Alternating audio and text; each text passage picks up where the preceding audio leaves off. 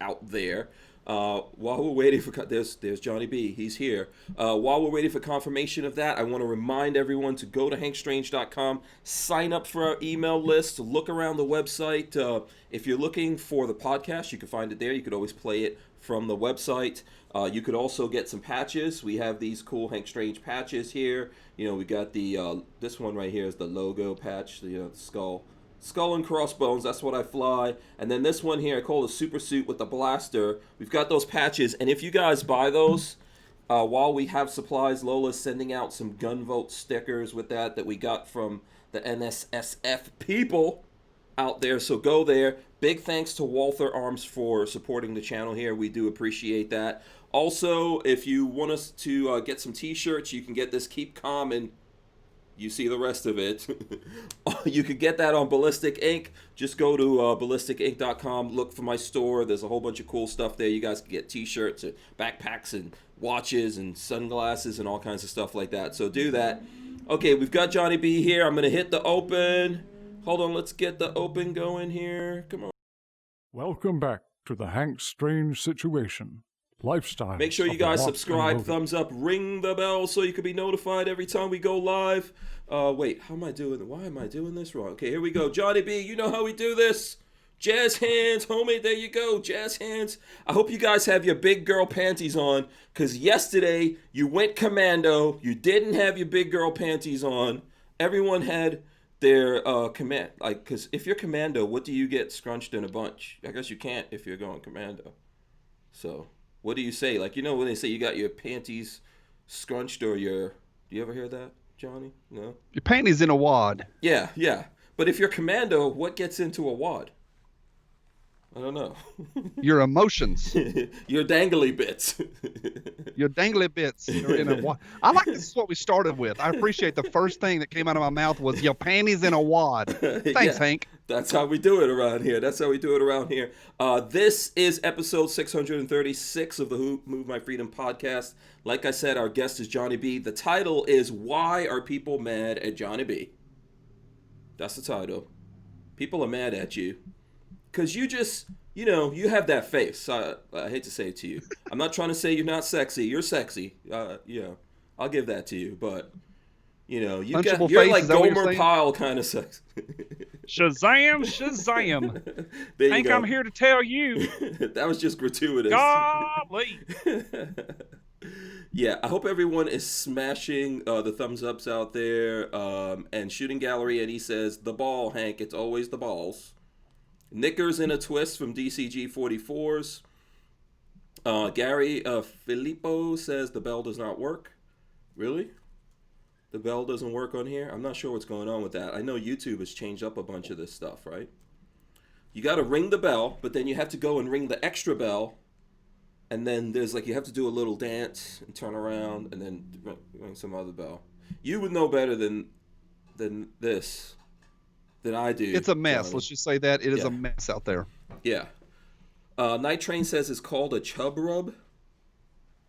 Stop, Night Train. Stop it. We're going to get in trouble way before this episode. I hope doesn't, by the way, for any YouTube people looking out there, this is strictly for entertainment purposes. Comedy. Only. Yes, comedy only. We're here to entertain the people during these trying times. That's what we're trying to do. But yesterday, everyone had. So I don't know. I don't know if I even want to start there, Johnny. This is about you. We're talking about why people are mad at you. Let's start there. You want to do that? I think, people are always mad at me, with what I talk about on YouTube. I'm not super controversial, Hank. I mean, I kind of stay right in the middle. And sometimes there's people that are mad at me because they say that I'm riding the fence because I do look at an entire issue. I'm not so far in one direction, Trump train 2020. And people get mad at me over that stuff because I'm old enough. You and I, Hank, we both have a little bit of tread worn off the tires. We are not spring chickens. And the older we get, the more we can say, you know what, ain't nobody all the way right. There's no one direction. It's not all good, all bad. And so I get in trouble for that. Yeah. Yesterday, here's what happened. Yesterday I did a video, or day before yesterday, I did a video just talking about the Breonna Taylor case. It is a mess. The ballistics reports are now in. I covered this a month before the national media would even touch it. And I said, yeah, the apartment's probably shady. Kenneth Walker's probably shady. She was probably shady. That doesn't mean they needed to be gunned down in their beds in the middle of the night without due process and all of the things that protect us as citizens. Oh, I don't know, 4 words: innocent until proven guilty. And so yesterday I just said that, and people got so mad. Not everybody, but there was enough to be able to talk about it again today that people were hitting me saying, oh, and the response was really strong, Hank. It was, she was on drugs or was pushing drugs, she deserved to die. All thugs need to die. She was pushing drugs, she needed to die. Okay, maybe she needed to be reprimanded or held responsible for putting drugs into her community. I don't know. I'm not the law, but we do have, what's the 2 words? Due process. Well, not according to Trump sometimes. Stop. Don't do it. I'm not chasing that. I talk about, listen, like you said, I talk about Trump, anyone else out there that I feel needs being talked about. I don't care if it's someone in the gun community that does something crazy. I say this all the time. If you do something crazy, we can talk about you. If I'm putting myself out there, people can have something to say, right? Yeah, and I do agree. And with Trump and what you're talking about is the due process second. Yeah, we need to be held accountable for that. But you do not deserve to die in your bed in the middle of the night just because you were dealing drugs. And I'm not pro drugs. I am not some pot smoking hippie here in Appalachia going, I burn the reefer myself. No, not at all. That's not my point at all. My point is she didn't deserve to die in a no-knock warrant. I know there's all sorts of guys already typing, well, it wasn't a no-knock warrant, they knocked. Or they'll say, yeah, but it was part of an ongoing investigation. Regardless. I think someone said that Brandon Tatum, did I say Brandon? Probably I said Brandon. Brandon. Oh, Brandon. He sounds like a good guy. Yeah, Brandon Tatum. I think he's Officer Tatum on the YouTube said that it was not a no-knock warrant. Correct. Right. So I don't know. Which one's right? Was it not a no-knock? My understanding, it was currently not a no-knock warrant. I haven't watched Officer Tatum's video yet. However, in my feed today, because my video just went live about an hour ago. Yeah, I was looking at it. Good video. Like 50 people have already said, you've got to watch Officer Tatum, got to watch it. So I'm giving secondary recommendation to the video. I'll watch it tonight after this show. Yeah. Yeah. And one of the things, go ahead. Regardless, she didn't deserve to die. So here's the thing. Here's the thing that I think about this, and I try to tell people this all the time.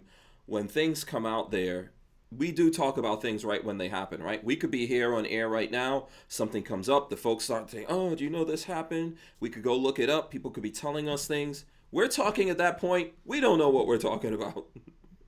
Yeah, true. Like when the whiskey warrior thing happened up north, and all of those people were going, and it was like 9 o'clock at night, 10 o'clock at night, and there was YouTubers that were like, hey, this is direct infringement on his rights. Let's all drive up to New York and go after him. Yeah, it turned out about 3 days later, yeah, we probably shouldn't help that guy. He probably needed some help from some social workers or from some therapists.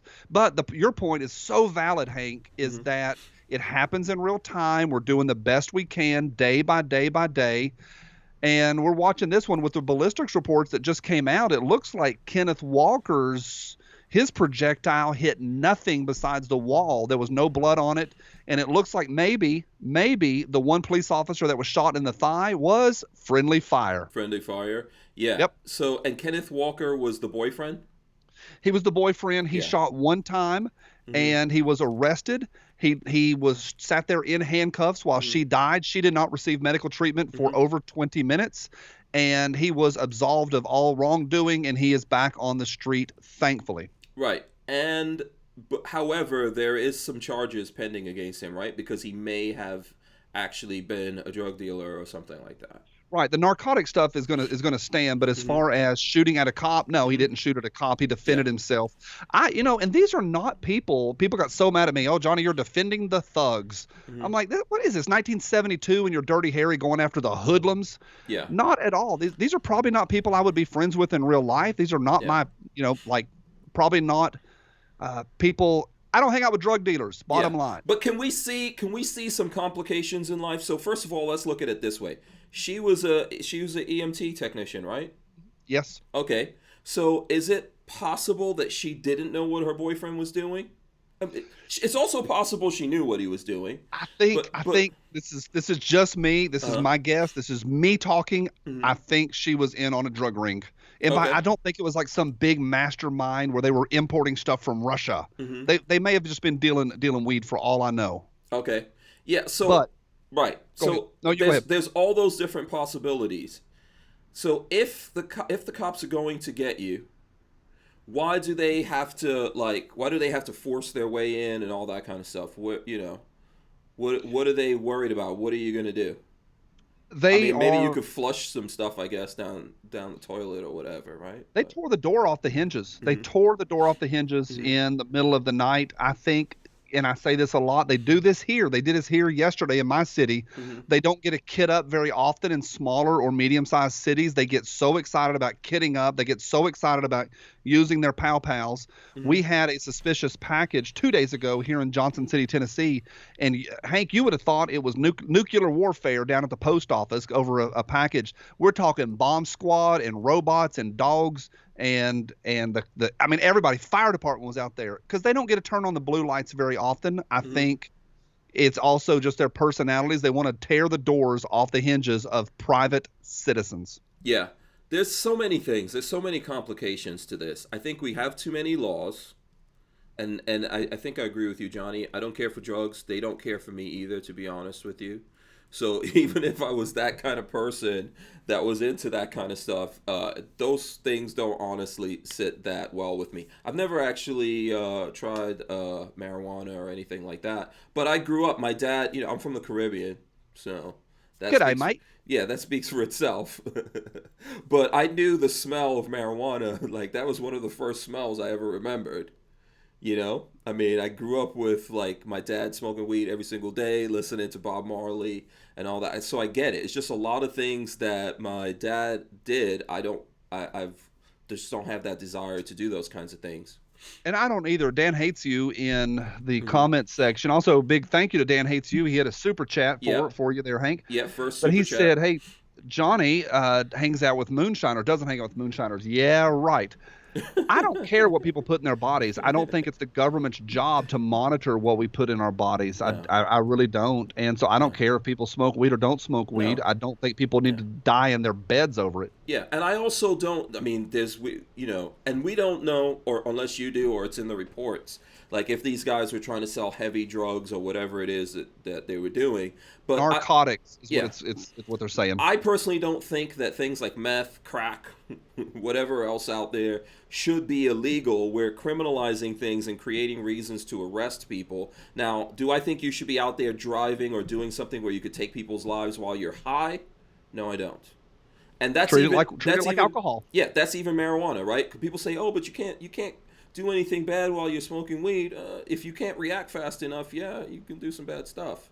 So, but the thing is, one, I think that we're criminalizing too many things, and there's definitely not proper training. There could have been a lot of different ways that they could have taken these guys out or gone about this, that they didn't have to wind up getting into a shootout. They did. It became a whole thing, and everyone's taking sides. Everyone's trying to prove stuff. We were talking about Brandon Tatum, and one of the things I think with me is I try to be a balanced person. Okay? Now, when I look at this social media thing that we both do, I see there's people out there that get really big by taking one extreme or the other. Right? So me as a black guy, if I go just all super pro black, nothing black people do is wrong, hate the white man, there's I could blow up like that, right? There are people who will support that. If I go all the way over to the opposite extreme of that and go all super white, the white man's awesome, I could blow up doing that. Or if I go all the way over to conservatives, any conservative issue, I'm all the way over here. I'm going to, forget these people. They're useless. They deserve to be shot or whatever. There's people who are going to love that. If I go every single shooting that happens, the cops are trying to kill us. Literally, I saw Megan Thee Stallion, the rapper, say the reason why she didn't report that her boyfriend shot her in the foot, which I don't really think. I don't think he shot her. I think he shot the ground. She got deflections. Something, she got hit with shrapnel, but she said she didn't report it because she was afraid that there were all these cops there, and she was afraid if she did that they would just kill all of them. These are extreme insanities. Yeah. That's insanity. The whole idea, and it's a joke, and it's a great joke. Red Fox did that same joke on Sanford and Son in the 70s, just joking about like when his son was headed out, if you get pulled over, be really cool, else you're going to die. And they did that on Good Times. And it's a joke. The data is that the vast majority of police shootings, especially police shooting an unarmed person, they're shooting white people.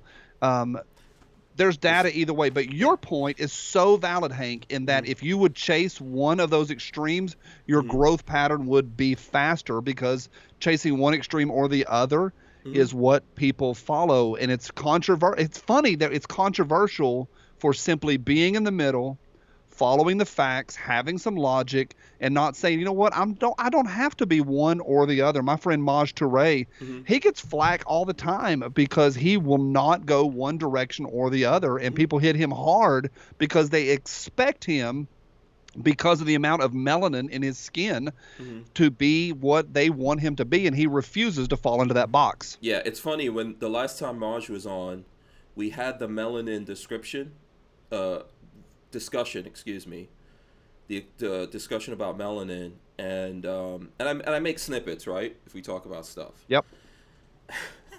That snippet got so many people mad, and it's basically me just discussing with him, because I've noticed Maj, I've noticed Kevin Dixie and some other folks saying, oh, my melanated brothers or my non-melanated, and I was like, okay, I know what it means, right? But I don't know necessarily what that means to the person. This is the funny thing about language.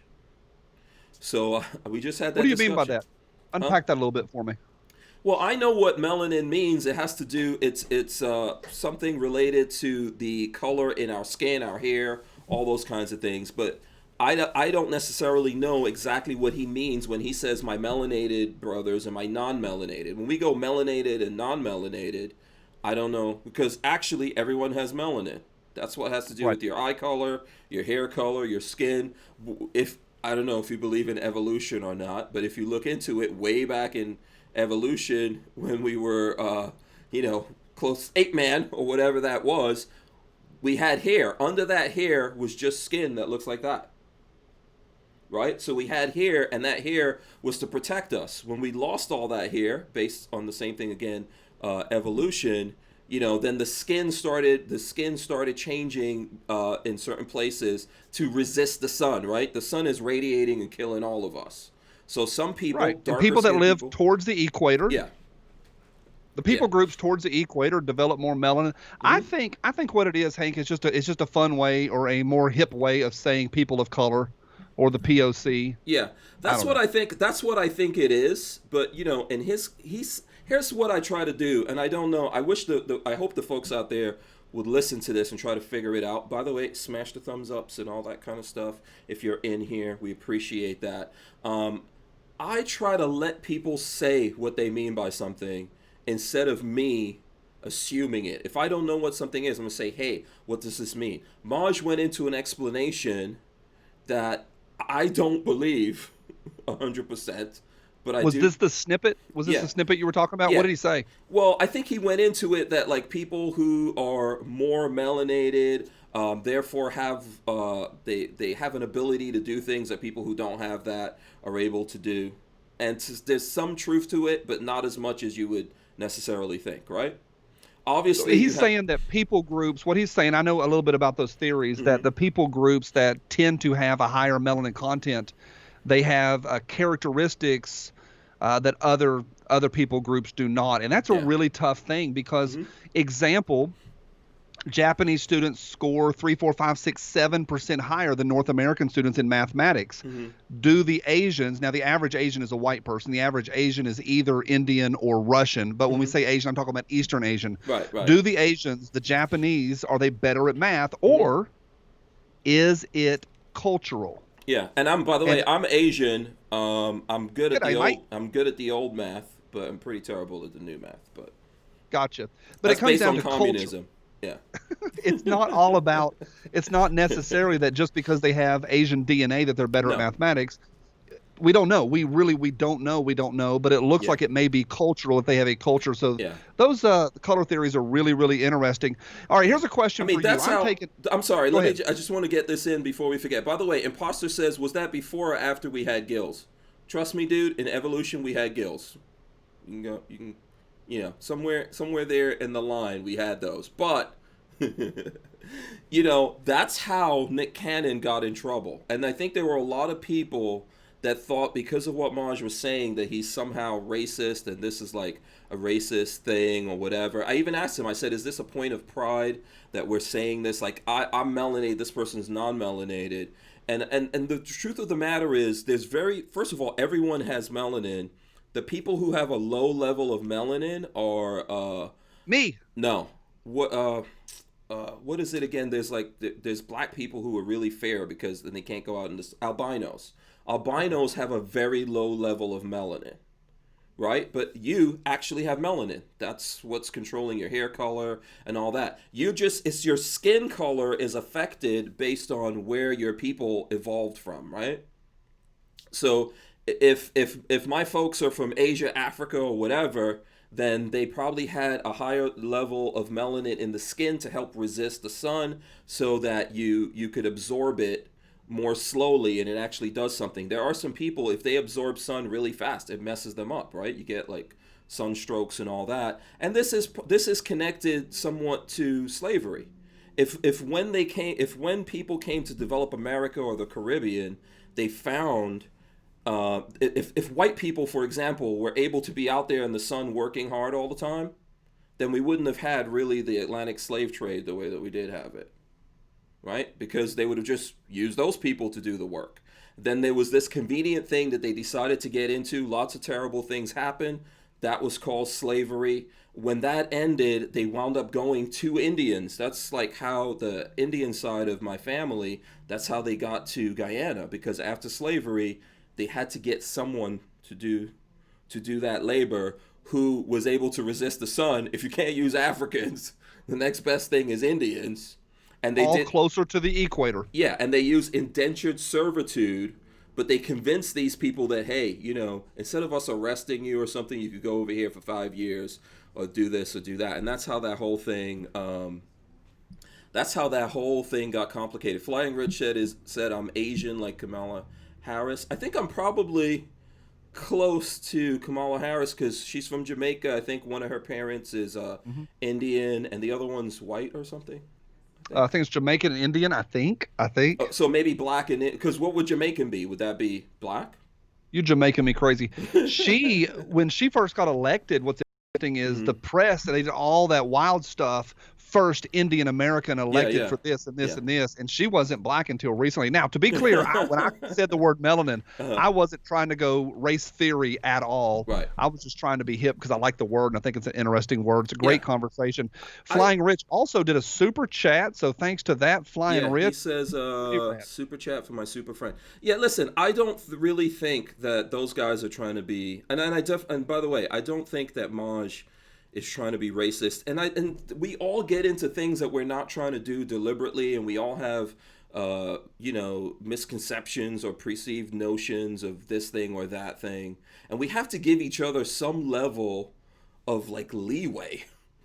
We walk on eggshells, don't we? Yeah, come on, let's ultimately, to me, if that's a cool thing that you're saying, I'm good with it. Like, go ahead and do it, right? We can absolutely disagree on things, and that's okay. Yeah. All right, there's Military Arms Channel. He says this, Johnny. He took a break from breaking Sig Sauers. What did you do to Matt? Johnny's a horrible racist. Every time I'm around him, all he does is make racist comment. Write this down, y'all. He calls me white sugar. He smells my hair. I'm pretty sure he's related to Biden. Break a Sig. Wait, hold on a second. You called Mac white sugar? Apparently, I did. White sugar. That should stink. White sugar. So that's bleach sugar. Well, white sugar. Yeah, white sugar. Brown sugar is always best. Huh? Less melanated sugar is what you should call him. He's like my 2% brother. That's pretty good. we have to, if we don't allow each other a certain amount of leeway, and if we're not capable of joking around with each other and having fun, you could tell when someone's trying to really hurt your feelings one way or the other. That exists, and I think that's the terrible thing. But I think we've got to give each other some leeway. And a dude like Maj is a good dude, and he's out there, in my opinion, Smart. working hard. So people need to appreciate that a little bit. He says, I'm punching a cig right now. Shocking. Yeah, we were talking about that Glock. It's a P80, I think. Yep. Yeah, we were talking about that. That's what I want to know about. But I think Mac is coming on tomorrow, so we'll be able to get the skinny from him. What I realized from a video Mac put out recently is he's getting so old now that he actually cannot load magazines anymore. He's not capable of loading magazines. And then when you get real old and you try to load a magazine and you start bleeding, you might need to get like a home health aid, like maybe like a home range aid or a walker. Yeah, a range walker. Needs to help him load. He needs a range walker. You don't know what I'm talking about, do you? You're like, what? I have no idea what you're talking about. Did he get hurt? No, I was looking at a video where he was trying to load. He was showing this. I think it's the Strybog. The Strybog gun, but the magazine is really tough to load once you get down to like past 10 rounds. And he was showing it, and he's trying to force the thing in there, and then he cut himself, which happens to all of us. I hate magazines that are difficult to load. No, I use that Lola speed loader, and okay. I will not go to the range without that thing. Absolutely That's not. Universal, I'm assuming. Yeah. Oh, okay. Yeah, it is. Yeah, your old butt needs to get a mag loader, Mac, so there you go. Last thing I want to say about the race thing is this thing, and even to Tim's point on there, Mac's point, is this has to come out of relationship. Like when you have a relationship with somebody and there's trust, and Hank and I, we've been friends for years now, we can have good conversations. Right before we went live, you and I were talking about some different language things, and different subcultures have different language styles, and this comes out of relationship, and we're not on eggshells around each other. We have mutual respect. Even Mac joking with me and saying that I called him white sugar. I've never called anybody white sugar. I think I'm going to start today. Oh, he's that now. He's white sugar now. He is my white sugar daddy. Yeah. But okay, white sugar. Now that's a whole different thing, my friend. You just added daddy onto that. Whole different deal. I don't want any part of that. White sugar daddy. But again, it does come out of relationships. All right, we're talking about the range. We're talking about the Strybog. We talked a little bit about loading mags. Okay. We are in an ammo shortage. We're in a time where you can't get anything, and 9mm is $1 a round. Have you been to the range lately? Are you still getting reps in, Hank? Who, me? Yes, I have been to the range lately. Usually I'm shooting on the weekends, unless stuff comes up during the week and I'm shooting. This is a super fortunate thing for me, and I've tried to tell people before, I don't even know how it happened, but the guys from Fort Scott Munitions, for some reason, like me. So they sponsor me for ammo. So the stuff that they do manufacture, they send out to me. Now, I've seen interruptions during this whole thing in terms of stuff that comes out. But when they have it in, they're sending stuff to us. But we're still trying to conserve, right? Because nobody knows how long this is going to be. So in our videos that you guys see coming out lately, we'll be like, oh, we're not really trying to shoot that much ammo right now because we don't know what's going to happen with it. Matt gave us $5. He says, here's to white sugar daddy. Oh boy, this is. You got to say that with some style. You can't just mumble that, Hank. You got to. Here's to some white sugar daddy. I don't want to say that. You say it like, here's $5. Here's to white sugar daddy or something. Say it. I don't know. You say it. He's your white sugar daddy. You say it. By God, it's Tim from the Military Arms. He took a break from breaking the SIGs. He said, here's to my white sugar daddy. Okay, we probably didn't need to hear that. Welcome to Appalachia. Yeah, and Tavaria Malden says Mac just won the internet. That's funny. Yeah. So you're getting your range in, your range time in, you're conserving ammo. A little bit, yeah. Are you able to find ammo down there? So when I go out to the stores, I have seen ammo in some of the stores. Some stores here are closed. They don't have anything. But there are stores that are open and they have certain kinds of ammo, but then other stuff they're having a hard time getting. Mostly it's 9mm. .223 type stuff. So that's what I've seen. I don't know what you've seen in your area. Yeah, it's tough. Like you'll hear that. I talked to Uncle Ricky tonight at dinner, and he's like, he found there was a store down here that had unlimited 9 and 223 at regular prices. Really? And his buddies, the other day, and they bought a boatload, but now it's gone. I'm still doing a ton of testing for pewpewtactical.com, and I went out the other day and I told the viewers, I mean, you have to be honest. I was testing 2 Smith & Wessons, a 9 and a 380. For the 380, I had 100 rounds. I did a full quote-unquote 2020 test with 100 rounds, and that's just where we're at right now.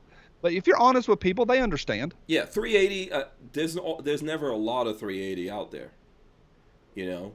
And then it's hard to get. It's expensive. Yeah, and there's certain ammos that you're not going to dump anyway, right? So I'm not going to dump 308 or 6.5 Creedmoor. I did a 308. I did a 308, a big a test for Pew Pew the other day, a couple weeks ago, with a big giant Daniel Defense AR-10 and 308, and I got full up with the biggest mag I could find, and I was just ammo dumping from the shoulder with a 1,000-yard piece of glass on it, just because it's to be dumb. Yeah. Well, I'm laughing because if it's someone else's ammo, I'm dumping the living daylights out. Yeah, I was dumping Daniel Defense's ammo. Yeah, if it's someone else's ammo, yes. So Max says that's the new normal, Johnny. We're cutting way back on ammo consumption. I expect we're going to have a shortage for the next 6+ months. I think that's a good guess. Yeah, I think it's a good guess. Like everybody, not just with the situation, but everybody with all of the stuff that's going on in the streets and all of the things that are going on with ammo and all things going on with actual hardware and guns, everybody thinks the day the election happens, bang, Hillary's going to prison, and all of a sudden there's going to be 9mm for $9 a box. No, I think Tim's guess, 6 months. It's going to be next year, Hank. Yeah. I think it's going to be next spring. For sure. Let me get this in from CloverTac, and then I do want to bring up some news that I saw on this. CloverTac says, I've seen Colin Noir did a first mag video the other day. Pretty good idea. It's a great idea. 30 rounds or 15 rounds, whatever you got on the particular gun. That's a great idea. I do a boatload of testing for Pew Pew, and I'm having to change that as well. Normally I do as much ammo as I can, 500-600 rounds in a day.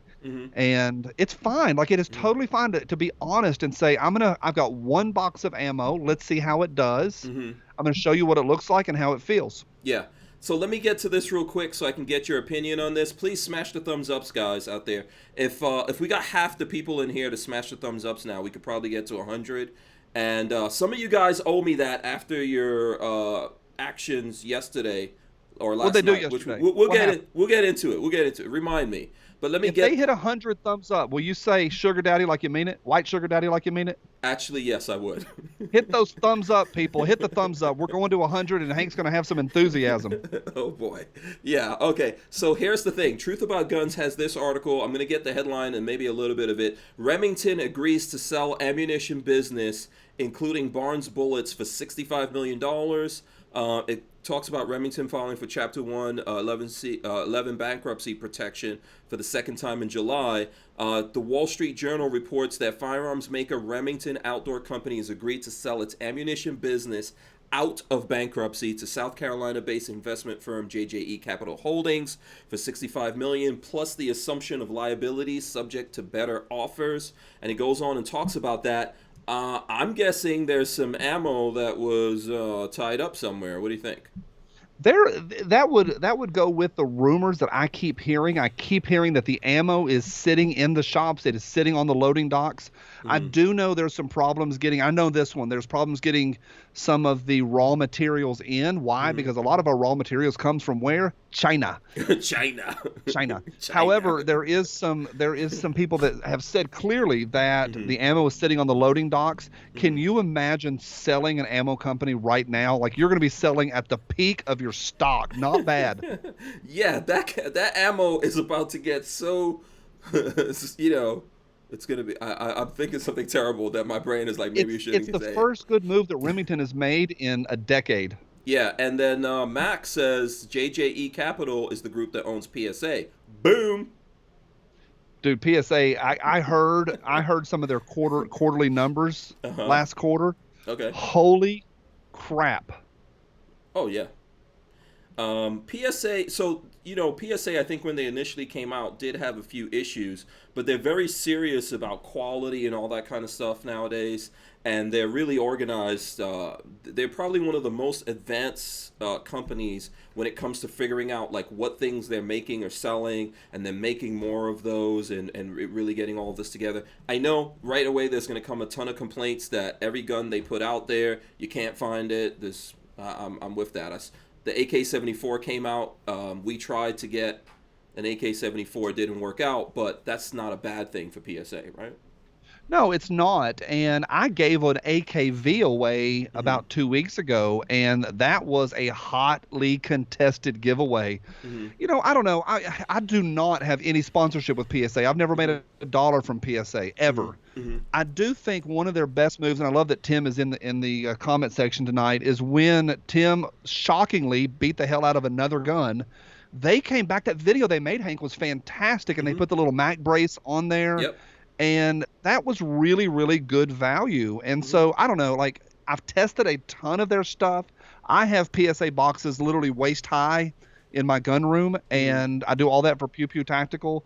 I've had good experiences. I look at them like a Honda Civic. They're going to run. They're nothing special, but they do run. That AKV was actually kind of cool. Yes, I have an AKV. I like them. We don't have a sponsorship, with PSA, but we do affiliate stuff with PSA, right? I don't think there's anything wrong with that.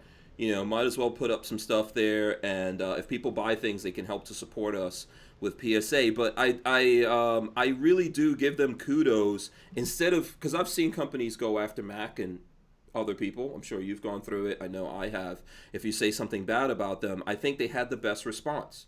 Okay, that's an issue. We'll fix it. We'll call it the Mac fix. And then I'll put up Mac says, I started off not caring for PSA years ago and compared them to Century Arms. Today I say they're one of the best American gun companies out there right now. Actually, that's a big endorsement for Mac. And one thing I know, as terrible as he is with his beard, being real big and all that awesomeness he can love magazines. I'm just kidding. Mac will tell you if there's issues with stuff, right? Whether he knows those guys at the companies or not. And I think that they're really trying, and I think that they're a company that's on the edge in terms of what's going on when it comes to manufacturing. They have some manufacturing facilities here in Florida that I've visited, and I've seen their stuff in South Carolina. So these guys are really on the edge. It's just a matter of time before they're able to make what you guys want out there. It's always better to have the customers wanting more than you made too much stuff that you cannot sell. So that's how that works. Yeah, it's not a bad thing. Not a bad thing at all. I feel like Allen Iverson right now, we talking about PSA. Of all things to be talking about to stumble into is Palmetto State, but you can't get their stuff. They're sold out, and they run. They do run. I've tested all of their stuff. It's incredible how many of those I've tested. They run. The AKV is really cool. I have one. Walter has one. I see him out there in the chat. It's a really cool gun, and I think they're coming out. The ARV is coming out soon, by the way. The ARV is coming out, and then eventually, it's going to be cool. Yeah, they came out with the AK-74, and they'll probably get more of those out there. ARV, I heard, is coming out. And the Dagger is coming out also. Everything else got pushed to next year. So I don't know whether or not people are aware of that, but I reached out to them. Because what's happening to me is YouTube is going through all my videos, and videos that were previously okay, they're not okay. So we've literally removed something between 300 and 400 videos from YouTube. So it's not a good idea to just throw those back up there. So what I've been doing is, if it's a really good video and people keep asking me where is it, I do a little thing where I, look at the video that we had to take down, I recap it, I get in touch, see if there's more info on that, and then I record that, put it back up, right? Do some edits. And in the process of reaching out for a video we put back up recently, that's what we found out. Everything else coming out next year, but we will see the ARV pretty soon, as well as the Dagger, which is their Glock competitor. I think it's fair to say. Perfection.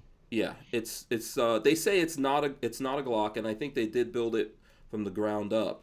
I know a lot of people will compare it to the Glock, but technically it's not a Glock. So. Yeah, and a lot of folks do that. I've got a pair of the Faxon Firearms. They're Glock competitors, and they've got the Patriot and the Hellfire. I've got both of them. They're fantastic. You like those? Yeah, I do. And Yeah. I mean, you're going to pay. They're good-looking guns. They're gorgeous. The box they come in is incredible. And yeah. But my son was looking at it last night. And he's like, "What is this?" I said, "It's a Glock with no Glock parts." And I think they did almost everything in-house except for the actual frame. I think was subcontracted through Polymer 80. And it's the age we live in right now. Everybody's doing a Glock, and because they run. Yeah, I mean, I think you got to give it to Glock on that one, right? whenever it's so frustrating about Glock that they refuse to put out the Glock carbine or give us anything. Anything interesting. Just another Glock. Ooh, this one's the X, the 43X. It's so different. This one is in peanut butter color. Boy, yeah, it's the same stuff. Yeah, what did they do? I think they made the 43X. It's optic ready or something like that. Yeah. That's the great innovating, and they have people fly in. I have buddies that'll fly in. Some of your friends will fly in to Georgia, to Smyrna, or Augusta, wherever it is in Georgia, and the big release day, and they'll text me from the bathroom like 30 minutes later, and I'm like, "Is it innovative? Do we have the carbine?" They're like, "It takes an optic now." Yeah. Oh, cool. So you're keeping up with Canik. Yeah. So you believe in the carbine too? I just want to get this on record. Do I believe it's coming? No, because here's what I believe. They have a carbine. It's in the safe somewhere. They refuse to put that out. I think they have multiple carbines. I would say they have a whole slew of carbines in Austria. I tell you who could tell us, and he won't, is James Reeves, Short Shorts James Reeves, because he went in December. He went and hung out with Gaston Glock, and hung out with him. My buddy John Crump, what's up, man? He had a Glock P80. Yeah, I'm excited about that one. Cool. What about you, Hank? Yeah, I'm excited about that. The only person I know that has one is Mac. As you, let's see. I think if you support him on Patreon, you've probably seen it. I was looking at that video. He says the first time I was excited about Glock was in 1986. The next time I was excited about a new Glock was this year, and the introduction of the P80. So does anyone 34 get that? years. Yeah, but does anyone get that? And John Crump gave us $2. He says Glock P80 ? So let Mac know if you understand what he's talking about there. First time he was excited was 1986, and the next time he was excited is this year and the P80. What do you get that, Johnny? Is that when Glock came out? So the first Glock came out. Yes, they came out in '86, and then he says he's excited this year. Because it's the same gun. It's the same gun, yeah. Same gun. I know you were thinking it. I got it. Yeah, wasn't it the same? No, you're going to have to move a little faster to get one by me. All right, speaking of guns that came out, this is not an advertisement. I've got no affiliation with any of these people. Yeah. But today, finally, the Thunder Ranch Aero Precision came out. And so I had to debate. I'm old, Hank. And so I had to debate. I wanted one. I went out to Thunder Ranch back in June, and I used serial number 001, Clint Smith's own personal gun, okay? In case you get in a firefight, okay? And I used his own personal gun. I did a whole course with Hank, or with Clint. It finally came out today. So my debate, old man incoming, was did I stay up last night till midnight to get it, or did I set my alarm early this morning? And I can't stay up till midnight. That's way too. Did you get one? Yeah, I did. They don't have any uppers because Aero Precision sells their uppers and lowers separately. I've got the Thunder Ranch lower bought. So what's the thing about the Thunder Ranch? Fill me in on that. I haven't really been following that. It is all to Clint Smith's personal specs or his recommendations. It's a slick side, so there's no forward assist. Why would you want to cram something in that doesn't want to go in there already? Okay. And then it also is you can see inside the side of the mag well in case there's a jam in there, and then everything else is his specifications. It's a James Reeves said at first he thought it was too cheap to be good. And after he and I went and took that class, he said it's too good to be cheap. And so It's going to be really, really cool. I don't know if I'll upgrade my trigger in it or not. I'm a Geisley snob, but I'm pumped about it. It came out Huh. today. So, okay, what was it going for? What are they selling it for? The complete lower. I paid full retail, Hmm. and Heidi Smith, Clint's wife, texted me last night. I said, I don't know if I need to stay up too late or get up too early. She's like, you know people. Like Hmm. I'm going out to Thunder Ranch in 3 weeks with Hmm. the Aero Precision team. Okay. And I Hmm. was out there in July with the Air Precision team. She goes, you know people. I was like, yeah, but I don't want to wait and have to send those emails. Yeah. The complete lower was three something, 330, 360, and then Okay. the complete upper is 500 or 600. It's going to be under $1,000, I think, before you put glass on it. That's high Huh. for an AR, but Yeah. it's And you're really still cool, gonna man. change the trigger? What's the trigger that's in there? I don't know. I don't Okay. remember what's in it. I'm So a you're just Geisley one of snob. those, yeah, okay. So you just drop in a Geisley, even if there's already a Geisley trigger in there, you take it out and put another Geisley in. Yes, You're that's that guy. exactly what I do. What And do I'll you tell you what else I'll do. That's so I'll crazy. take out that dual because I shoot left and right, and I'm going to Uh-huh. take out that dual charging handle from Aero Hmm. Precision, and Hmm. I literally will take it out on day one and put in a Geisley, one of those Geisley super ones with the You're big. from I'm not. Tennessee, right? You're from Tennessee. I'm from Tennessee. That's what it is. You think it is? We That's what we, we it. like the Yeah, Geisleys. I have a friend who's from Tennessee. He does that same craziness. What do you do? Like if you get a mil spec trigger, it's a polished mil spec trigger. What do you do? Just run with it? Yes. What's wrong with that? Well, like Tim was talking on here about changing out the AKV to the Fostech trigger. Oh well, yeah. Well, okay. I That's love those Elftman ELF triggers. The they. ELF trigger is freaking rad in my Yeah, Elfman nine makes good millimeter triggers. carbines. Yeah, Yes, yeah. I have an it's a game Elfman. changer. I think I have a couple of Elfmans, but I have one in my bullpup. I have a M17S in 308 from K&M Arms, and it's the best trigger I've seen in a bullpup personally, in my opinion. And it's an Elfman trigger that's in there. So let me ask you. There's a couple of things here. I'm trying not to miss out on this because I know everything's going crazy in the chat. By the way, we're close to there's close to 100 people, maybe a little bit more than 100 people out there or in the chat right now, and we're at 71 thumbs up. So 29 more, and I gotta say whatever it was Johnny was talking about. So you guys just need to smash those, and we'll see if we can actually Some get to good them. math skills, Hank. That Yeah, math skill is you can't get nothing by you. yeah. I Not told you, bad. old math, old math. Old I'm math. good at that. It's the, the Indian side. But basically, my mom beat me into doing my times tables and counting and stuff like that. Worth it. Yes. So anyway, Geisley. Did you see that Geisley?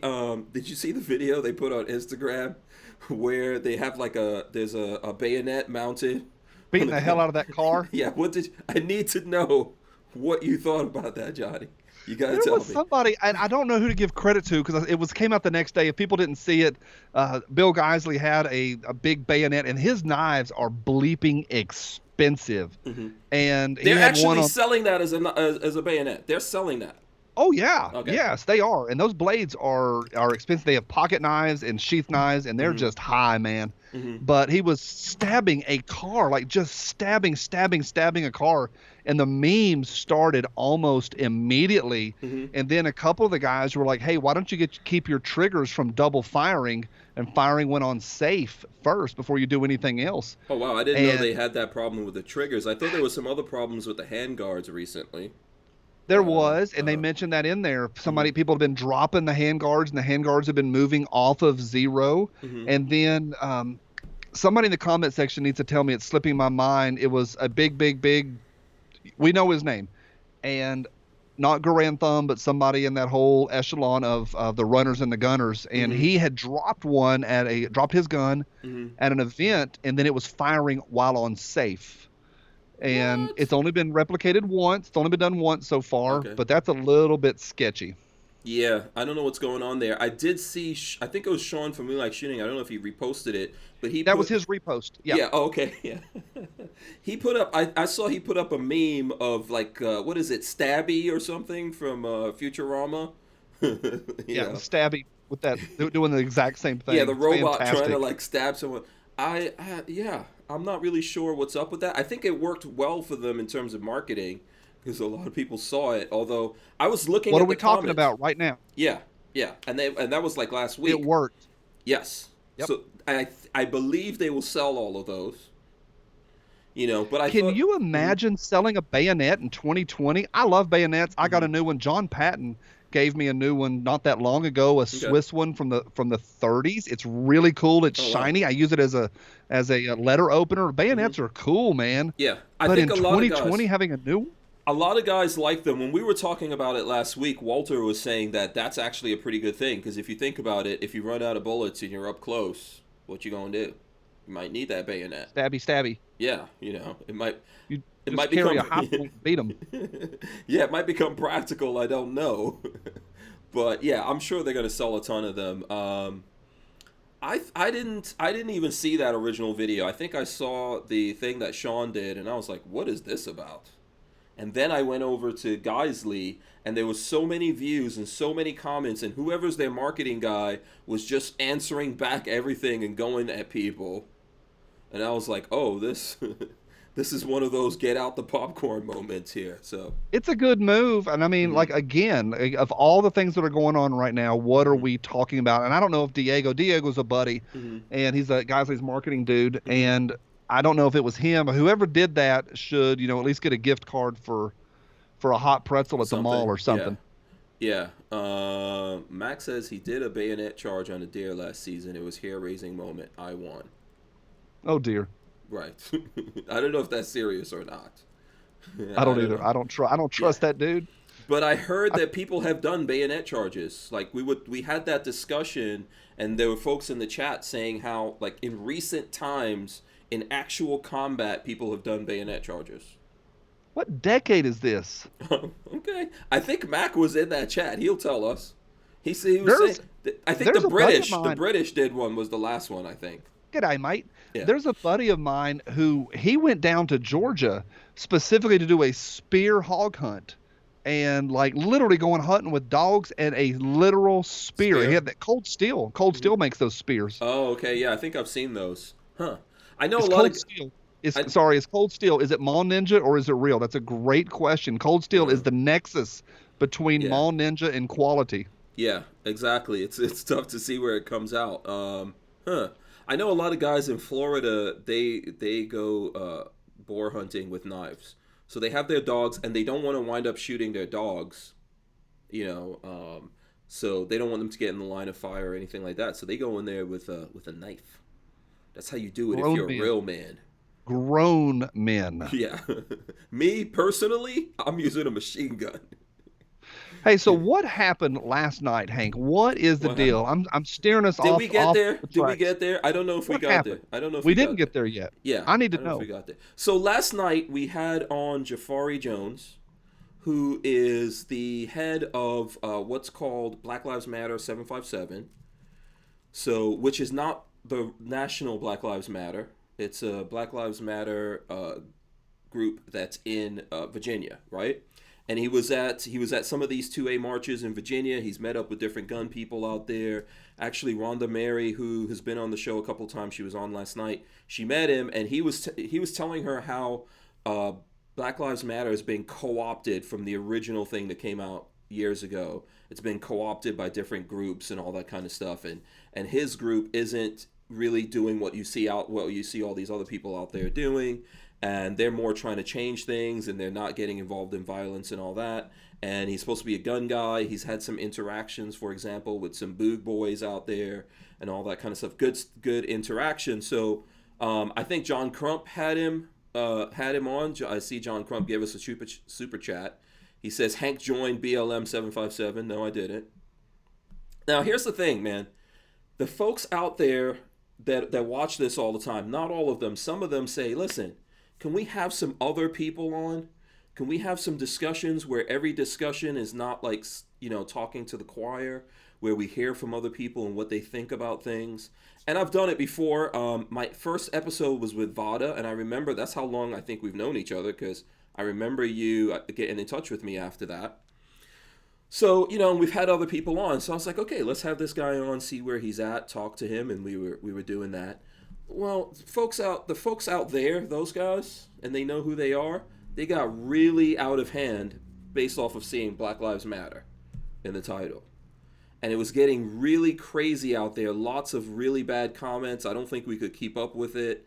And there were things coming in. YouTube eventually like demonetized that video. And there was a lot of stuff out there, people getting mad, and it actually got to the point where some people, were so mad at me that they decided to not support me anymore. Like there was a guy who was supporting me on Patreon, and instead of talking to me about it, which by the way, I literally give my number out to people. See that? There's my number. I literally give it out to people. You can find it on my social media. All that kind of stuff, and I've spoken to people before, but instead of getting in touch with me and saying, hey, what's up with this, why did you have the guy on, instead of looking at the whole thing, there's people out there that got really upset. This one guy actually decided to not support us on Patreon anymore. I've known him, I've spoken to him, but he didn't speak to me. He spoke to someone else who called me, and they're like, hey, I just wanted to let you know this is going on. And you know what I did? I confirmed that he did indeed, stop supporting us, which is fine. And I sent him a message on the phone. I was like, you know what? I heard that you're mad about this, and, you stopped supporting us, and I understand that. I appreciate your support. You can always reach out to me and talk to me about anything. I'm disappointed that you didn't get in touch with me, but, reach out to me anytime that you want to. And he actually wound up calling me. And we spoke for about half an hour, and he told me why he was upset. I think there's a lot of people just upset when they hear Black Lives Matter. Why? Because to them, it represents all these cities that they see burning down, right? And it represents that because, the folks out there who are white, they feel like Black Lives Matter means that I'm somehow a racist if they're a white person. And there's a lot of negativity. I think a lot of this has to do with the media, lots of different things going on. So we had this whole discussion, and I told him, look, I'm calling you because I want you to know you could call me. I'm not trying to convince you to support me or anything like that. You're entitled to your opinion on this, but we did it. Like I did it because why shouldn't we talk to these guys? Why shouldn't we get them on the record about what they believe? Why shouldn't we have conversations with them? I think, that it's a really important thing to do. And if you look at it, you'll see there's some commonalities that we had. There were some places where he said some things that I didn't agree with, and I told him, hey, this is how I think about it. And all of that I feel is really important. But we don't need to beat up people. Like I don't feel I should invite someone to come on here and then just, pummel them and beat the living daylights out of them and say, oh, you suck, you're terrible, you're this and that. That's not going to benefit us in any way. What's that going to do? But I think a lot of people out there, their pent-up aggression kind of came out. And we settled everything. We talked for half an hour, and we went on. He actually went on to go back to supporting us on Patreon, which I appreciate. But that's not why I had the conversation. Ultimately, I feel like if people don't understand what I'm doing, this is episode 636 right now. I've done a lot of these, put a lot of time, lots of energy, lots of times I didn't go on dates with Lola, hang out with my family, lots of money, literally have a studio here for this purpose in Gainesville that I drive to, and when we leave here at night, Lola drives one car, I'm in another car. That's where we talk to each other. While we're driving for half an hour, 35 minutes to get home, that's where we talk to each other, because by the time we get home, it's late, we're tired. So, I just want people to know that you can communicate with me and find out why I'm doing what I'm doing, but I don't really think that we should spend all our time just preaching to the choir and not being able to understand where people are coming from and at least have communication lines with those people. And sometimes there's bad guys on our side, and I talk about that. There's people doing wrong things on our side, and we have those conversations. Sometimes people are flipping around. I had a police officer come on here, a guy who's currently serving in Connecticut. He's a gun guy, a pro-gun guy. He came on this show. This was, I don't know, somewhere maybe in the beginning of the year. And people lost their minds, including John Crump, who's out there right now. He was on the show with us. I think he somehow came on the show, and he was so mad, and he was carrying on so much over this whole thing. And then today that's kind of flipped, right? today the gun folks out there are pro cop all of a sudden, even though if you just go back not too long ago, there were lots of things that were like, why are the cops able to do this? So we have to understand these nuances and be able to have these discussions, I think. I think one of the lamest things to say, and I said it on my channel today, is to say, hey, I agree with you. It's nice every now and then, hey, I agree with you, Hank. But if you want to have an interesting conversation, we have to talk about things where we disagree. Even somebody that you totally disagree with, you still have more in common than not in common. One of my best buddies here he is the polar opposite of everything I believe. He is a devout atheist. He is a devout liberal. He is a literal socialist, a literal pinko communist. And somebody say, Johnny, how can you be friends with a pinko communist? He's my bro. We love chips and salsa. We both want good roads. We want nice schools for our kids. We want a safe place. We want a peaceful city. We want a strong police force in our area, not craziness, but we want thugs off the street. And we agree with much more things than we disagree with. And I think sometimes just saying, hey, there's some areas where we are challenged is an interesting conversation. Somebody in the comments section just said, it's your show. You can have on whoever you would like. I want to say this. Name me, and I don't think you can, a better named organization. The idea of Black Lives Matter as an organization, they have already thrown up Teflon shields and no one can touch them because of their names, and people get on eggshells just when you have a conversation about them. Level genius in naming that organization. You're not the only person who said that. So I agree with that statement. Obviously, there's lots of things that we don't agree with. This guy he's not even part of that. But obviously, he's using that name, and obviously, from the conversation, he believes things that those guys were saying. But we have that, we have that on record. He came, he spoke to us, he wasn't afraid of coming. There's lots of people who don't want to come here and have a conversation. Pro-gun people. Lots of people that those folks say, how come you don't get this guy on? They don't want to come on and actually talk. There's lots of people who only want to do those 3-minute sound bites. Or minute and a half sound bites and all that kind of stuff. So when people come on, you have to let them come on, listen, ask them questions. Of course, you can disagree with them. I disagree with him. I remember him saying that he doesn't believe in the Constitution because of slavery. And I remember saying something to him like, hey, America's not perfect. We're working on it. And it's our responsibility now to do things to make it better. Those people are from a long time ago. They're not here anymore. We're here now. Okay, maybe that's the first time he's hearing something like that. I also told him, guess what? I've lived in Africa, and it's no better. There's way worse stuff going on over there, and you have no rights. There's not. I lived in Nigeria. There's not really a constitution or anything like that, right? So if you get in trouble, you're in big trouble unless you have money or power, and that's a complete African nation, right? Run by black people. So I think it's a little disappointing that everyone out there just got really crazy, and even for someone like that, I mean, I'm glad we were able to work it out, but ultimately I am going to do and say what I want to do. There's lots of people that have gotten mad at me and not supported me and all that, and I think it goes back to what I was saying in the beginning.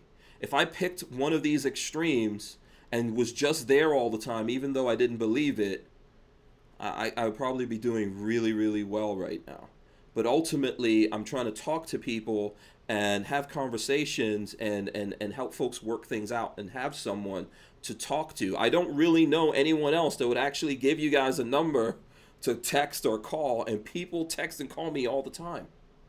Because I'm really trying to help the folks out there more so than I am trying to. I need to pay for this, but the point here is I believe in what we're doing. So if anyone out there believes, there are people who believe that because we had this guy on, I'm now down with Black Lives Matter. That's crazy. You're not actually looking or listening to me if you believe any of that. So Here's a good question for you. This comes from Mac. He said, because I said my buddy's a communist, and I don't know if Mac's kidding or not, but I kind of agree with him, but I'm also friends with my buddy that's a communist. Mac said you can't be friends with a communist. Hank, what friend? And friends, there's a continuum. This is not somebody that, my kids, we don't go on vacation together, but we do have chips and salsa every now and then. We're friends. I'll say we're friends. Probably not super, super tight. We don't go to the range together because he's against guns unless the government owns them. How about in your life, a regular friend of yours that really believes differently than you? Do you have any?